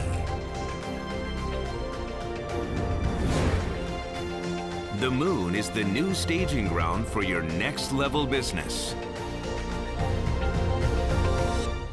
Expand our planet.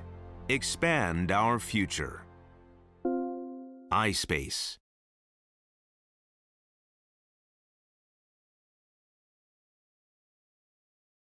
Right, we go down to just 10 millimeters gap. A bit closer, and we'll assess. And what we're going to do is engage the studies one at a time. So close, and Johnny, your side's close enough. Yeah. Rump. If you're medium size.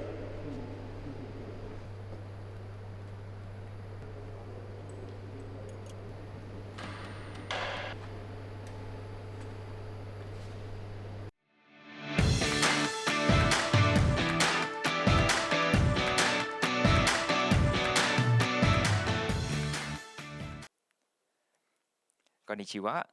Hi, my name is Quentin. I'm very happy to be here to be introducing X-Blue to you. So X-Blue is a French independent high-tech company of 700 engineers and researchers. For many years, we have assigned 20% of our revenue into research, and that enables our solutions to be at the forefront. Being independent is important in our DNA, so that we are able to steer and concentrate our energies in the field that we truly believe in. So X-Blue's advantage is the ability to manufacture component-level products to subsystems and to fully completed systems. We are able to control and characterize the properties of each element. We build the sensor from ground up and ensuring performance, quality, and reliability. For example, we manufacture the fibers, optical circuits, and electronics, even the computation algorithm that goes into our navigation systems. Okay. X-Blue masters the manufacturing of technology readiness level 9, flight-proven optical components and systems. The company's space-grade products and systems are robust by design based on proven technology deployed in the harshest geo-orbit. They also fit many requirements of the new space market for LEO and MEO satellites and constellations. The company now can provide integrated systems for the space market, such as low-noise optical amplifiers, optical channel emitters, and receivers. Building on the strength of components and subsystems, X-Blue delivers integrated systems such as atomic clocks and mod boxes, reference transmitters, and receivers for ground stations. Okay. X-Blue also makes navigation systems for space markets. We have been really fortunate to have partnered with Airbus for many years, combining the know-how of X-Blue's core sensors and Airbus expertise in space electronics. The X-Trix series was born. And today we clocked more than 6 million flight hours without incident. We are happy to address the LEO market with our X-Trix NS. In fact, we have just completed the critical design review, CDR, with CNES, the French space agency. We can't wait to deliver the new X-Trix NS this year, and we hope to share this excitement with you. Thank you.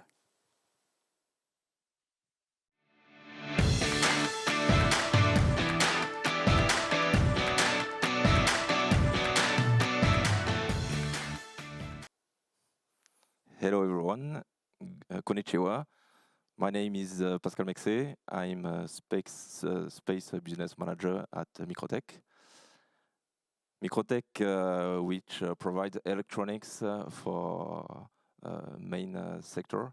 We are based in Toulouse, south of France, in the heart of the French aerospace valley. Microtech existing since 1976. We are based, we provide electronics for aeronautics at about 50%, defense market at about 25%, and space 60% is the big sector for Microtech. Our teams at about 110 people working daily for our clients satisfactory. Always keeping in mind the best ratio, quality cost ratio. At Microtech, we used to manage the whole product life cycle from specification to product delivery. At Microtech, we have three product line: onboard electronics, onboard equipment, and EGAC, equipment ground electrical ground system. We used to provide for the big players in Europe, big space players such as Airbus Defence Space, Thales Alenia Space. Just one number that is characteristic at Microtech. We have provided at about 16,000 electronics without any failures for years. For the big players in Europe, we used to be embedded in telecom satellites, geolocalization satellites, such as Galileo program, and also Earth observation satellites, such as Copernicus, the ESA program. We are always embedded in space exploration program in the side of international agencies, such as ESA. We are very proud to be embedded on the rover Perseverance. We provide electronic in the camera for the NASA program. And also we are currently working with CNES, for the MMX rover. We're providing the electronic for the camera, for the guidance of the robot. Microtech also is working for new space players such as INALAB. We provide for this customer a full electronic for the gyroscope with a new approach. Thanks for your attention and see you soon.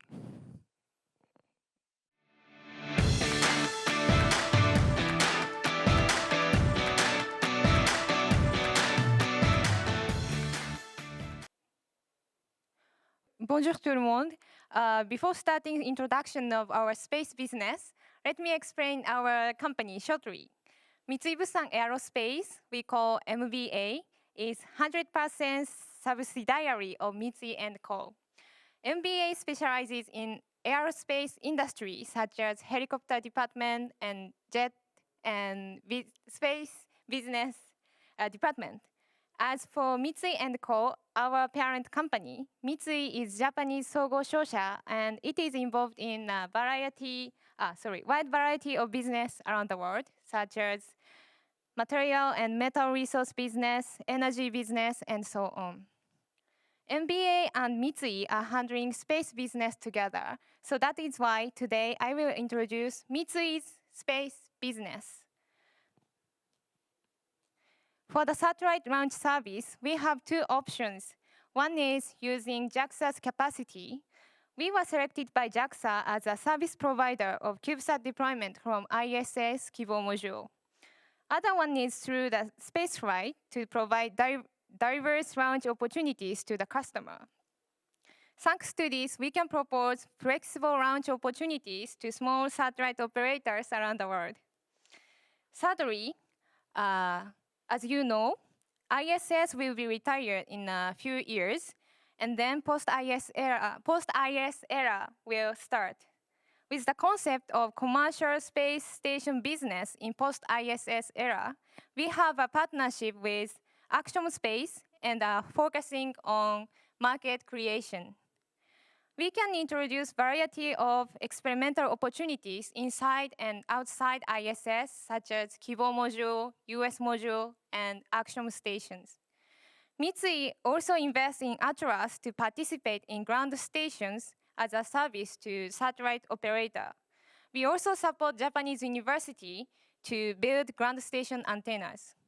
We invest in Axel and other companies as well to participate in the data solution. We can propose various space services such as experimental test, professional manufacturing service to provide flight item and component sales. If you are interested in developing Japanese market and procuring whatever Japanese technology and services you need, please contact us. En fait, je parle un peu français, donc si vous êtes intéressé par notre activité, n'hésitez pas à nous contacter. Merci beaucoup.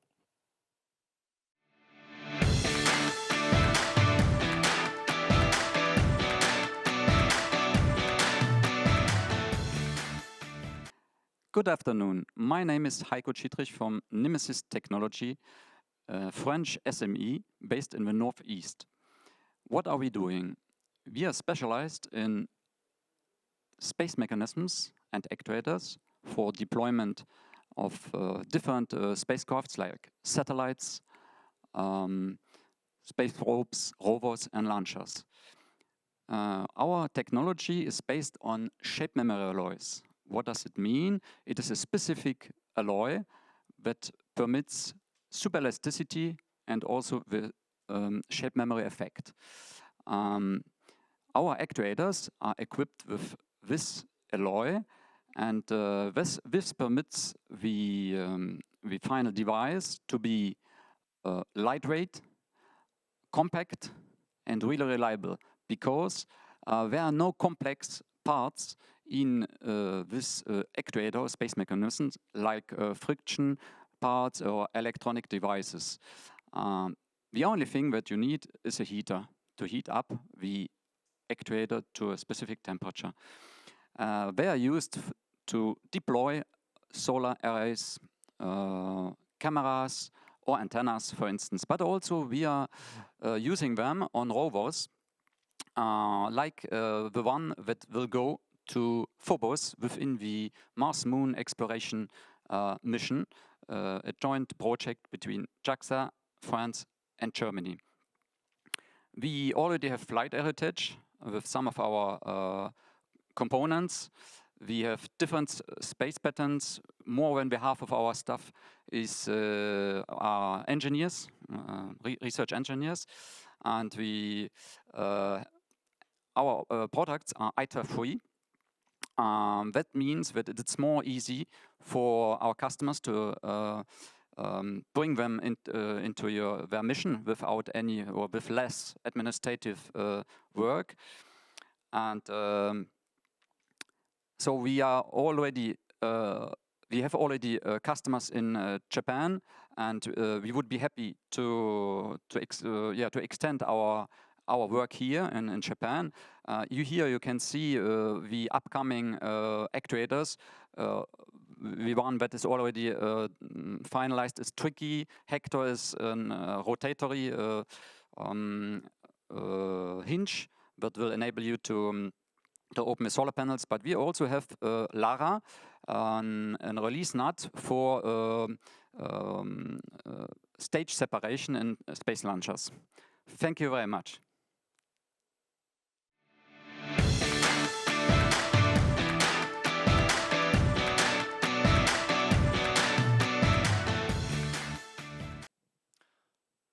Good afternoon. My name is Toku, and I'm the Director of Business Development at Pale Blue. At Pale Blue, we develop next-generation spacecraft propulsion. Now, we focus on spacecraft propulsion or spacecraft engines because it's incredibly critical. You need it for just general transport to go from A to B, to avoid collision, just like on Earth. But in space, you also need an engine just to stay in orbit. Otherwise, a satellite that's orbiting Earth can fall back to Earth very, very quickly due to drag or gravity. So engines are incredibly important. Now, the problem with engines today is that they run on fuel that's really rare and difficult to get. It's really dangerous to handle or really expensive. Our solution to this is to develop a spacecraft engine that runs entirely on water. Now, we focus on water because when we looked at all the different kinds of fuel options for spacecraft today, water is the only one that checks off safety, abundance, affordability at the top level. Now, the problem with water is that historically, water engines had very, very low performance. What would happen is you would put liquid water inside of an engine, you would heat it and turn to steam, and that was it. You used the steam to propel your spacecraft. But that led to really poor fuel efficiency.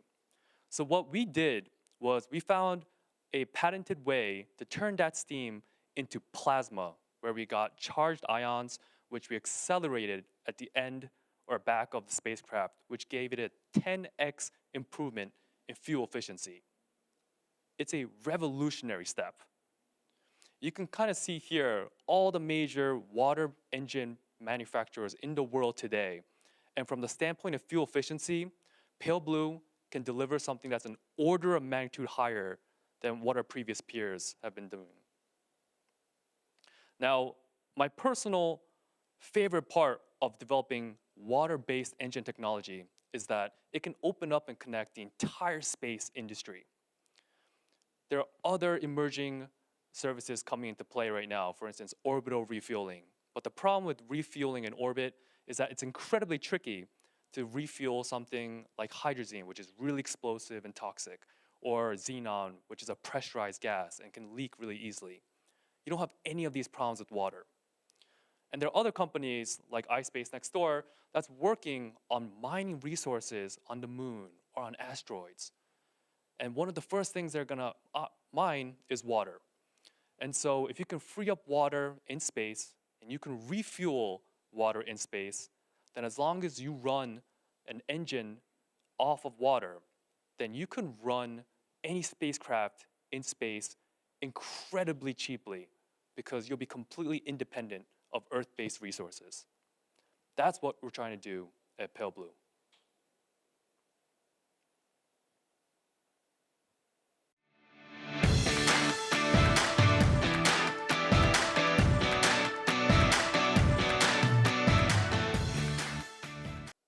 Konnichiwa, I'm Coralie Trigano from Proligence, and I'm very happy to present you today our company. So Proligence is a French company, a software editing company, and we are the leader in AI software applied to satellite imagery for the defense and intelligence sector. Proligence was created in 2016, and we have more than 200 employees today. Our HQ is in Paris, but we have offices in the UK, in the USA, in Washington, in Belgium, and in Singapore, where I'm actually based in. In our employees, we have former intelligence officers that are helping us to understand the pain points of the intelligence officers and bring the right features to answer the needs. We have the biggest team applied, AI team applied to defense intelligence on satellite imagery. So in our library of algorithm or detector that we have today off the shelf, we have two different products. The first one is Robin, where we have 7 algorithms: vehicle, armored vehicle, some SSM, tanks, aircraft, helicopters, and vessel. And the second product that I will present after, we have 2 algorithms, being buildings and road detectors. So our 2 solutions are what we call IMIN solution, so imagery intelligence. We are working on optical satellite imagery, and we are data agnostic, meaning that we can integrate whether commercial imagery, but also sovereign data, like for example in Japan, it could be IGS, information gathering system, satellite imagery. The first project is Robin, I will present. It's made to automatically detect weak signals and patterns of life by detecting, classifying, and identifying object of military interest and monitor some sites of interest. And the second product is Zebra, to automatically detect roads and buildings and vectorize them to have some operational mapping for military operations and spot mapping. So as you can see here on Robin, it's made for AI for strategic site monitoring. Here we are on the site of Sunan, so Sunan International Airport in North Korea. And you can see that we go up to the identification of the model of the aircraft with the helicopter, aircraft, and vehicle algorithm running on the satellite imagery, and the graph showing you the trend of activity for each site. It's really helpful for the analyst, so we can really see the trends of activity on the site and receive an alert every time that something abnormal is happening and is his job. And our second product is Zebra, so IMINT automatic cartography to create spot mapping. I was really happy to talk to you today, and arigatou gozaimasu.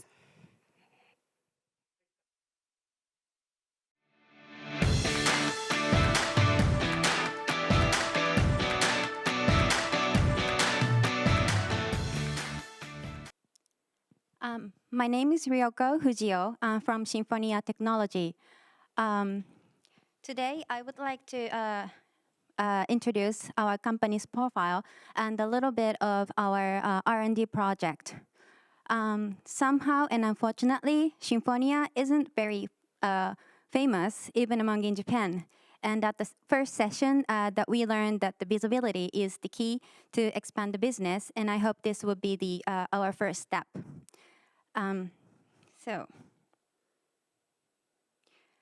Symphonia, and here's Mr. Shin and Miss Phonia, our beloved company character. So Symphonia is an electric component manufacturer. The headquarters in Tokyo, the plant in Ise and Toyohashi, where is the central part of Japan. Our history is long. We started the business from shipyard, and from there we have supplied electric components to electric bus, to train, aircraft, and rocket. And I am proud to say that our generating system account for 100% share of our JMOT, Japanese Ministry of Defense aircraft. And our TBC actuator accounts for 100% share of Japanese national rockets such as H-2AB and Epsilon. And here is the history of aerospace division. Not only we supplied TBC actuator for rocket, but we have also supplied a circulation fan for HTV and control systems for mouse habitat unit, which is experimental module in ISS. And also, in order to contribute to the lunar exploration, we're doing a conceptual study for new motor and controller for lunar cruiser. And we are also developing a simultaneous multiple control module, which could be used for multiple space applications. And with this module, we aim to customize the controller in a short time at low cost. So our excellent engineers, our capability to manufacture and run the environmental test in-house, and of course the management, quality management, these integrated manufacturing system is our strength. So I hope you will remember the name Symphonia. Thank you.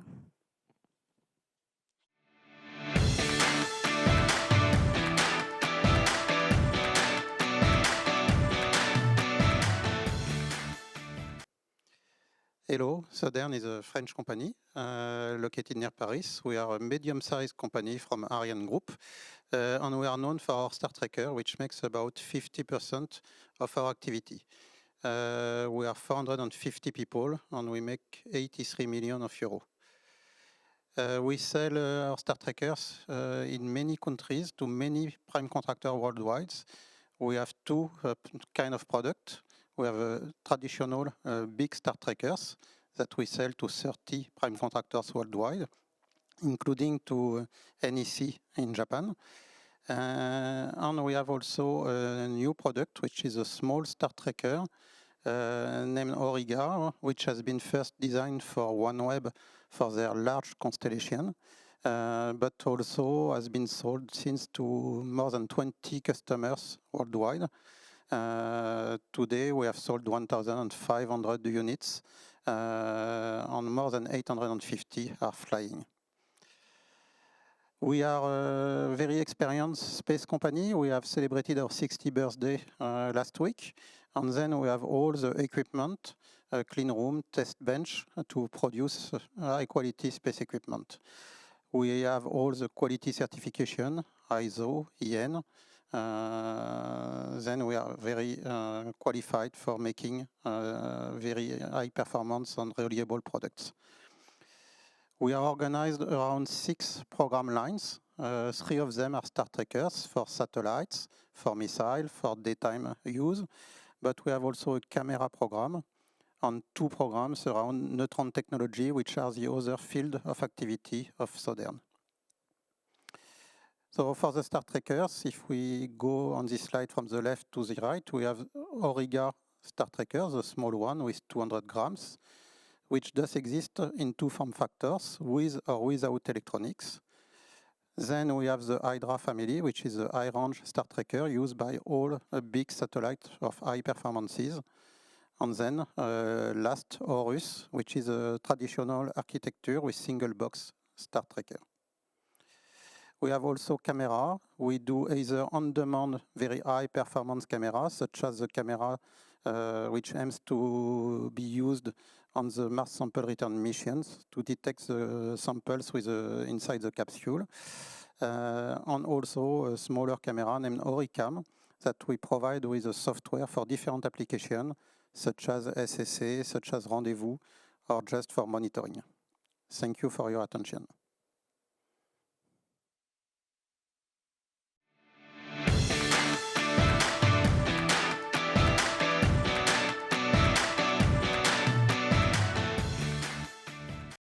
Space BD is a Japanese front-running company focusing on business development. This is the story of how Space BD became a company today. Since 2018, Space BD was chosen by JAXA as a commercial service provider for a series of Japanese assets, such as satellite launches, ISS external and internal testing facilities, and more to benefit human society. Here are achievements in a wide range of services. Satellite launch services. Launch satellites to the ISS and deploy them from Japanese Kibo module. With the rideshare service, we offer the optimal launch service for needs. ISS utilization. Various companies use the ISS external platform for technical demonstration purposes. The high-quality protein crystals help drug discovery. This opens the door of space utilization for biomedical industry. Technical project management. Taking a role of project management for National Lunar Exploration Mission, leveraging our deep understanding of engineering process. Business incubation. Possibility of ISS utilization is not limited to the technical demonstration. ISS can turn into company's branding and marketing platform. By combining those services, we support local governments to solve their problems by utilizing space. Education. CubeSat development process we accumulated from launch service turned into an education program for students. Our education program offers practical learning and challenges of the unknown through tailored contents. Space BD is a Japanese frontrunner, leading the industrialization of space from every aspect.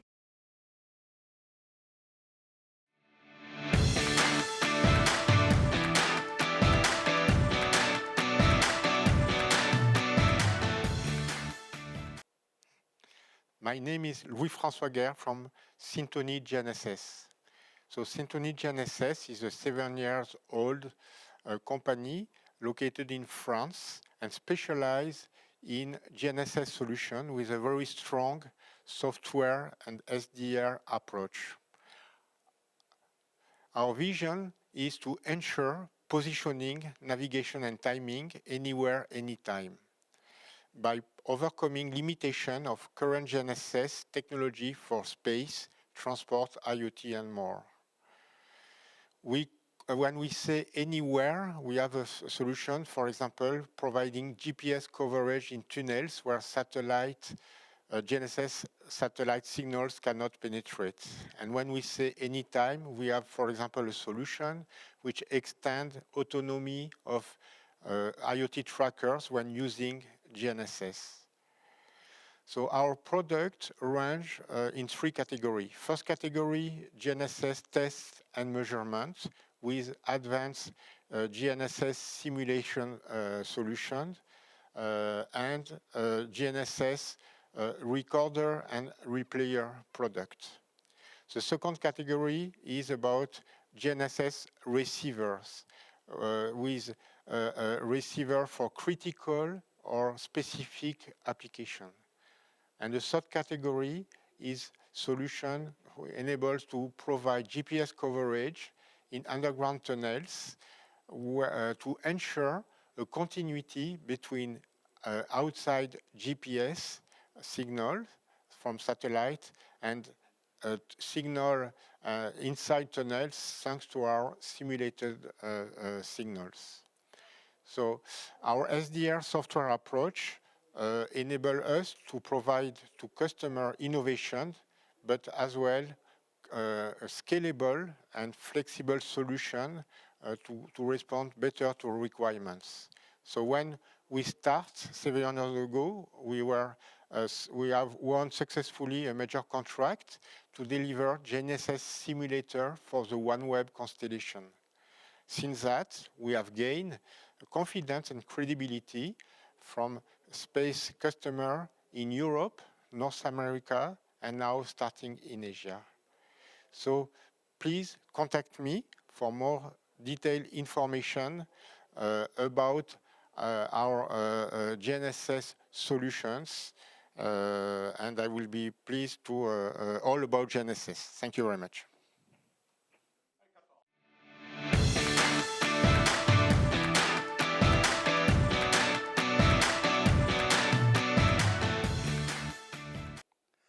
Good afternoon. I am Eric Pinson from Serlinx. I'm in charge of the space activity at Serlinx. At Serlinx, we design RF solution for space. Few figures to share with you about the company. Our experts have more than 20 years of experience in the design of RF products. We are about 200 people located on the west part of France, in Rennes, and also in Toulouse. And we have delivered more than 2,000 units in space. That represent more than 800 years of in-flight time. Just to wrap up our products solution, we got 4 categories of product. We got telemetry tracking commands to control the satellite from the Earth. We got high data rate telemetry to download the huge amount of data from the satellite down to the Earth. We got solution for GNSS and software-defined radio payload. Here is the representation of the different products. Just to summarize, we can address different markets from the very small satellite, nano CubeSat, up to the very large satellite, micro and mini satellites. And this corresponds to the different also level of product assurance. At Serlinx, we have a global and international business footprint. Roughly, we got 50 customers around 10 countries in US, in Europe, and also in Asia. And in particular, in Japan, we are addressing some projects, some JAXA projects through the CNES, but also we are addressing direct customer here in Japan, such as Synspective or a company like Astroscale. So if you need some more information about our company, please visit our website, www.serlinx.com. You will learn more about our product, and do not hesitate to come back to us for any questions. Thank you.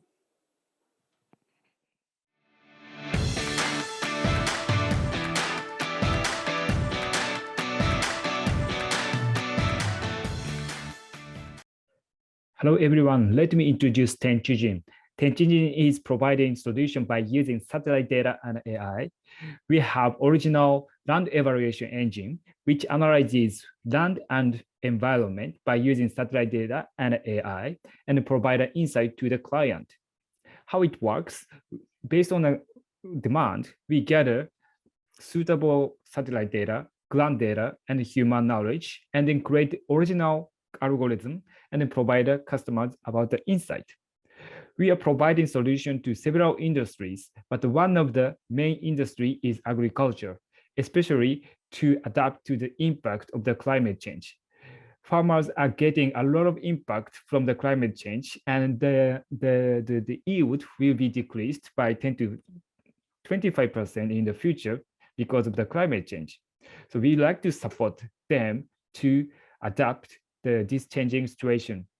We are providing 3 types of the solution for farmers and agro-industry players. One is find the right land if they have a specific type of the crops. And we recommend where is a good place for them. And if farmers have a specific area, we provide an insight. What kind of the crop is suitable for that land? And also, we provide some insight about the risk of pest and insect. We are providing analysis of the current situation, and also we are doing some simulation based on a scenario of the climate change. One of the examples is a project with Zespri. Zespri is a world's largest kiwifruits distributor, and they wanted to expand the site in Japan. And we created the maps. Where is the best place for Zespri's kiwifruits? And also provided deeper information of the farmers and farms. And also we analyze it by using AI and make a ranking for each area. What is the best area for them and what is the middle and less and so on. Outside of the agriculture, we are providing analysis for the real estate and construction. One of the example is the project with Recamp, which is a camping site developer. And we search where is the best place for them to develop the camping site. Another one is for the satellite operators. And we have an algorithm to analyze radio wave attenuation by rain. And we provide the data, where is the best ground station to communicate with, which minimize the risk of the radio wave attenuation. We have three types of the business model. One is consulting. Second one is API service to provide the data. And the third one is a map service for clients to analyze data by themselves. We created the company 3 years ago as one of the JAXA startup, and we got several hours. We are happy to collaborate with French company. So if you are interested in, please contact us. Thank you very much.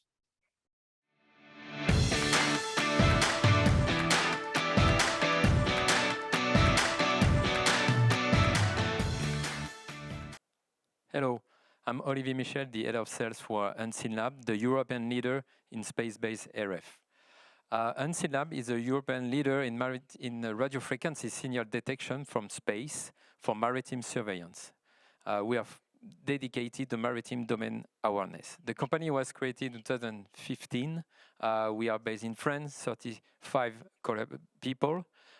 Thanks to its very innovative radio frequency technology, Unseenlab is able to detect, geolocalize, characterize all vessels at sea, especially the dark vessels.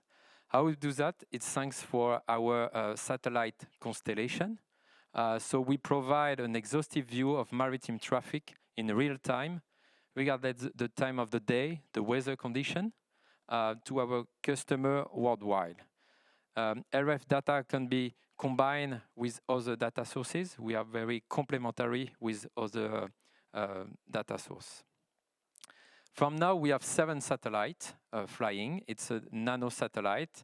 By 2025, we will have 25 satellites flying all over the world. We are able to detect already all activities at seas. With the 7 satellites, we have a revisit time close to 6 hours. So saying that every 6 hours, we are able to give a real-time activities at seas. And we are able to geolocalize with an accuracy of 1 kilometer. I will show you some example just later on. So here you have 2 different examples. So we make a campaign. The white box, sorry, the size of one acquisition. So it's a box minimum 400 kilometers by 400 kilometers. So it's a large area. So in this area, you have 2 main points. The white one were the radio frequency detection, and the red one with the IES. And you see that when we match on the right side of the slide, we make a zoom, and we are able to detect and see what we call the dark activities. Some ships who are not reporting AIS, so they typically a real-time and very actionable data that we are able to provide to our customer, who could be some government, but as well commercial company like insurance, ship owners. And today we already active in the Japanese market, as we are supporting the Japanese Coast Guard to monitor all activity inside the Japanese EEZ.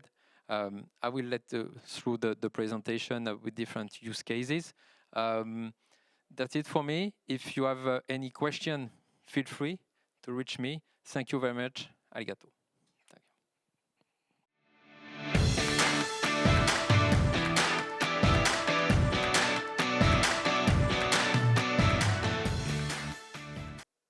Hi everyone, this is Warp Space.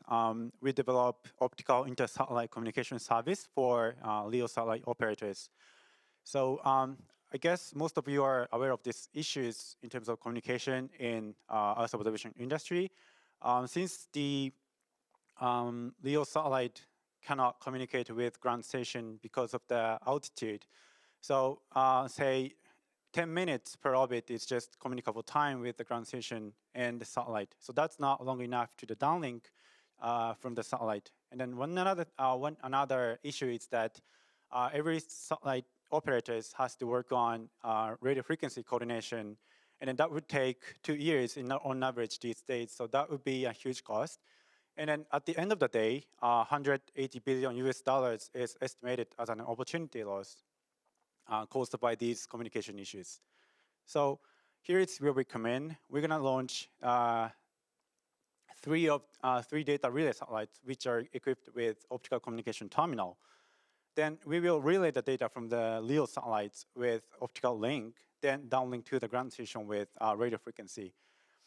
At the moment, we can't find active and matured optical ground station, but in the future, we will fully replace with the optical link from LEO to our relay satellite to the ground. Then first one will be launched in 2024, then the rest of two will be launched in 2025. Once we launch 3 of them, we will be able to provide real-time communication at 1 gigabps. So those will be our huge value proposition. And when we look at the examples of application of EO data, we will be able to contribute to these downstream industries. For example, primary sectors. Someone introduced during today's conference, but by having multiple data of one location, we can make the agriculture way more effective and efficient way of agriculture. So that's one of the example. In recent years, lots of natural disasters are happening across the globe, but by having the real-time satellite data, we will be able to monitoring more proactively and effectively. So that's how we would like to contribute to the society. And when we look at the business model, it's kind of smartphone business. We just charge the communication fee based on the volume of the data our clients transmitted via our network. Then the initial customer would be EO satellites, and then the end users would be the governmental organizations because they want real-time communication or real-time data. And then our company has originally started from the satellite project at university, and then in 2016 we have launched our workspace as private company. Then now we have closed the Series A round last year. Then we have secured mostly $10 million US dollars as of last September. Then now we're trying to secure the Series B fundraising. Then we will be able to secure the full budget for the first constellation. So thank you very much for your attention. That's it from me.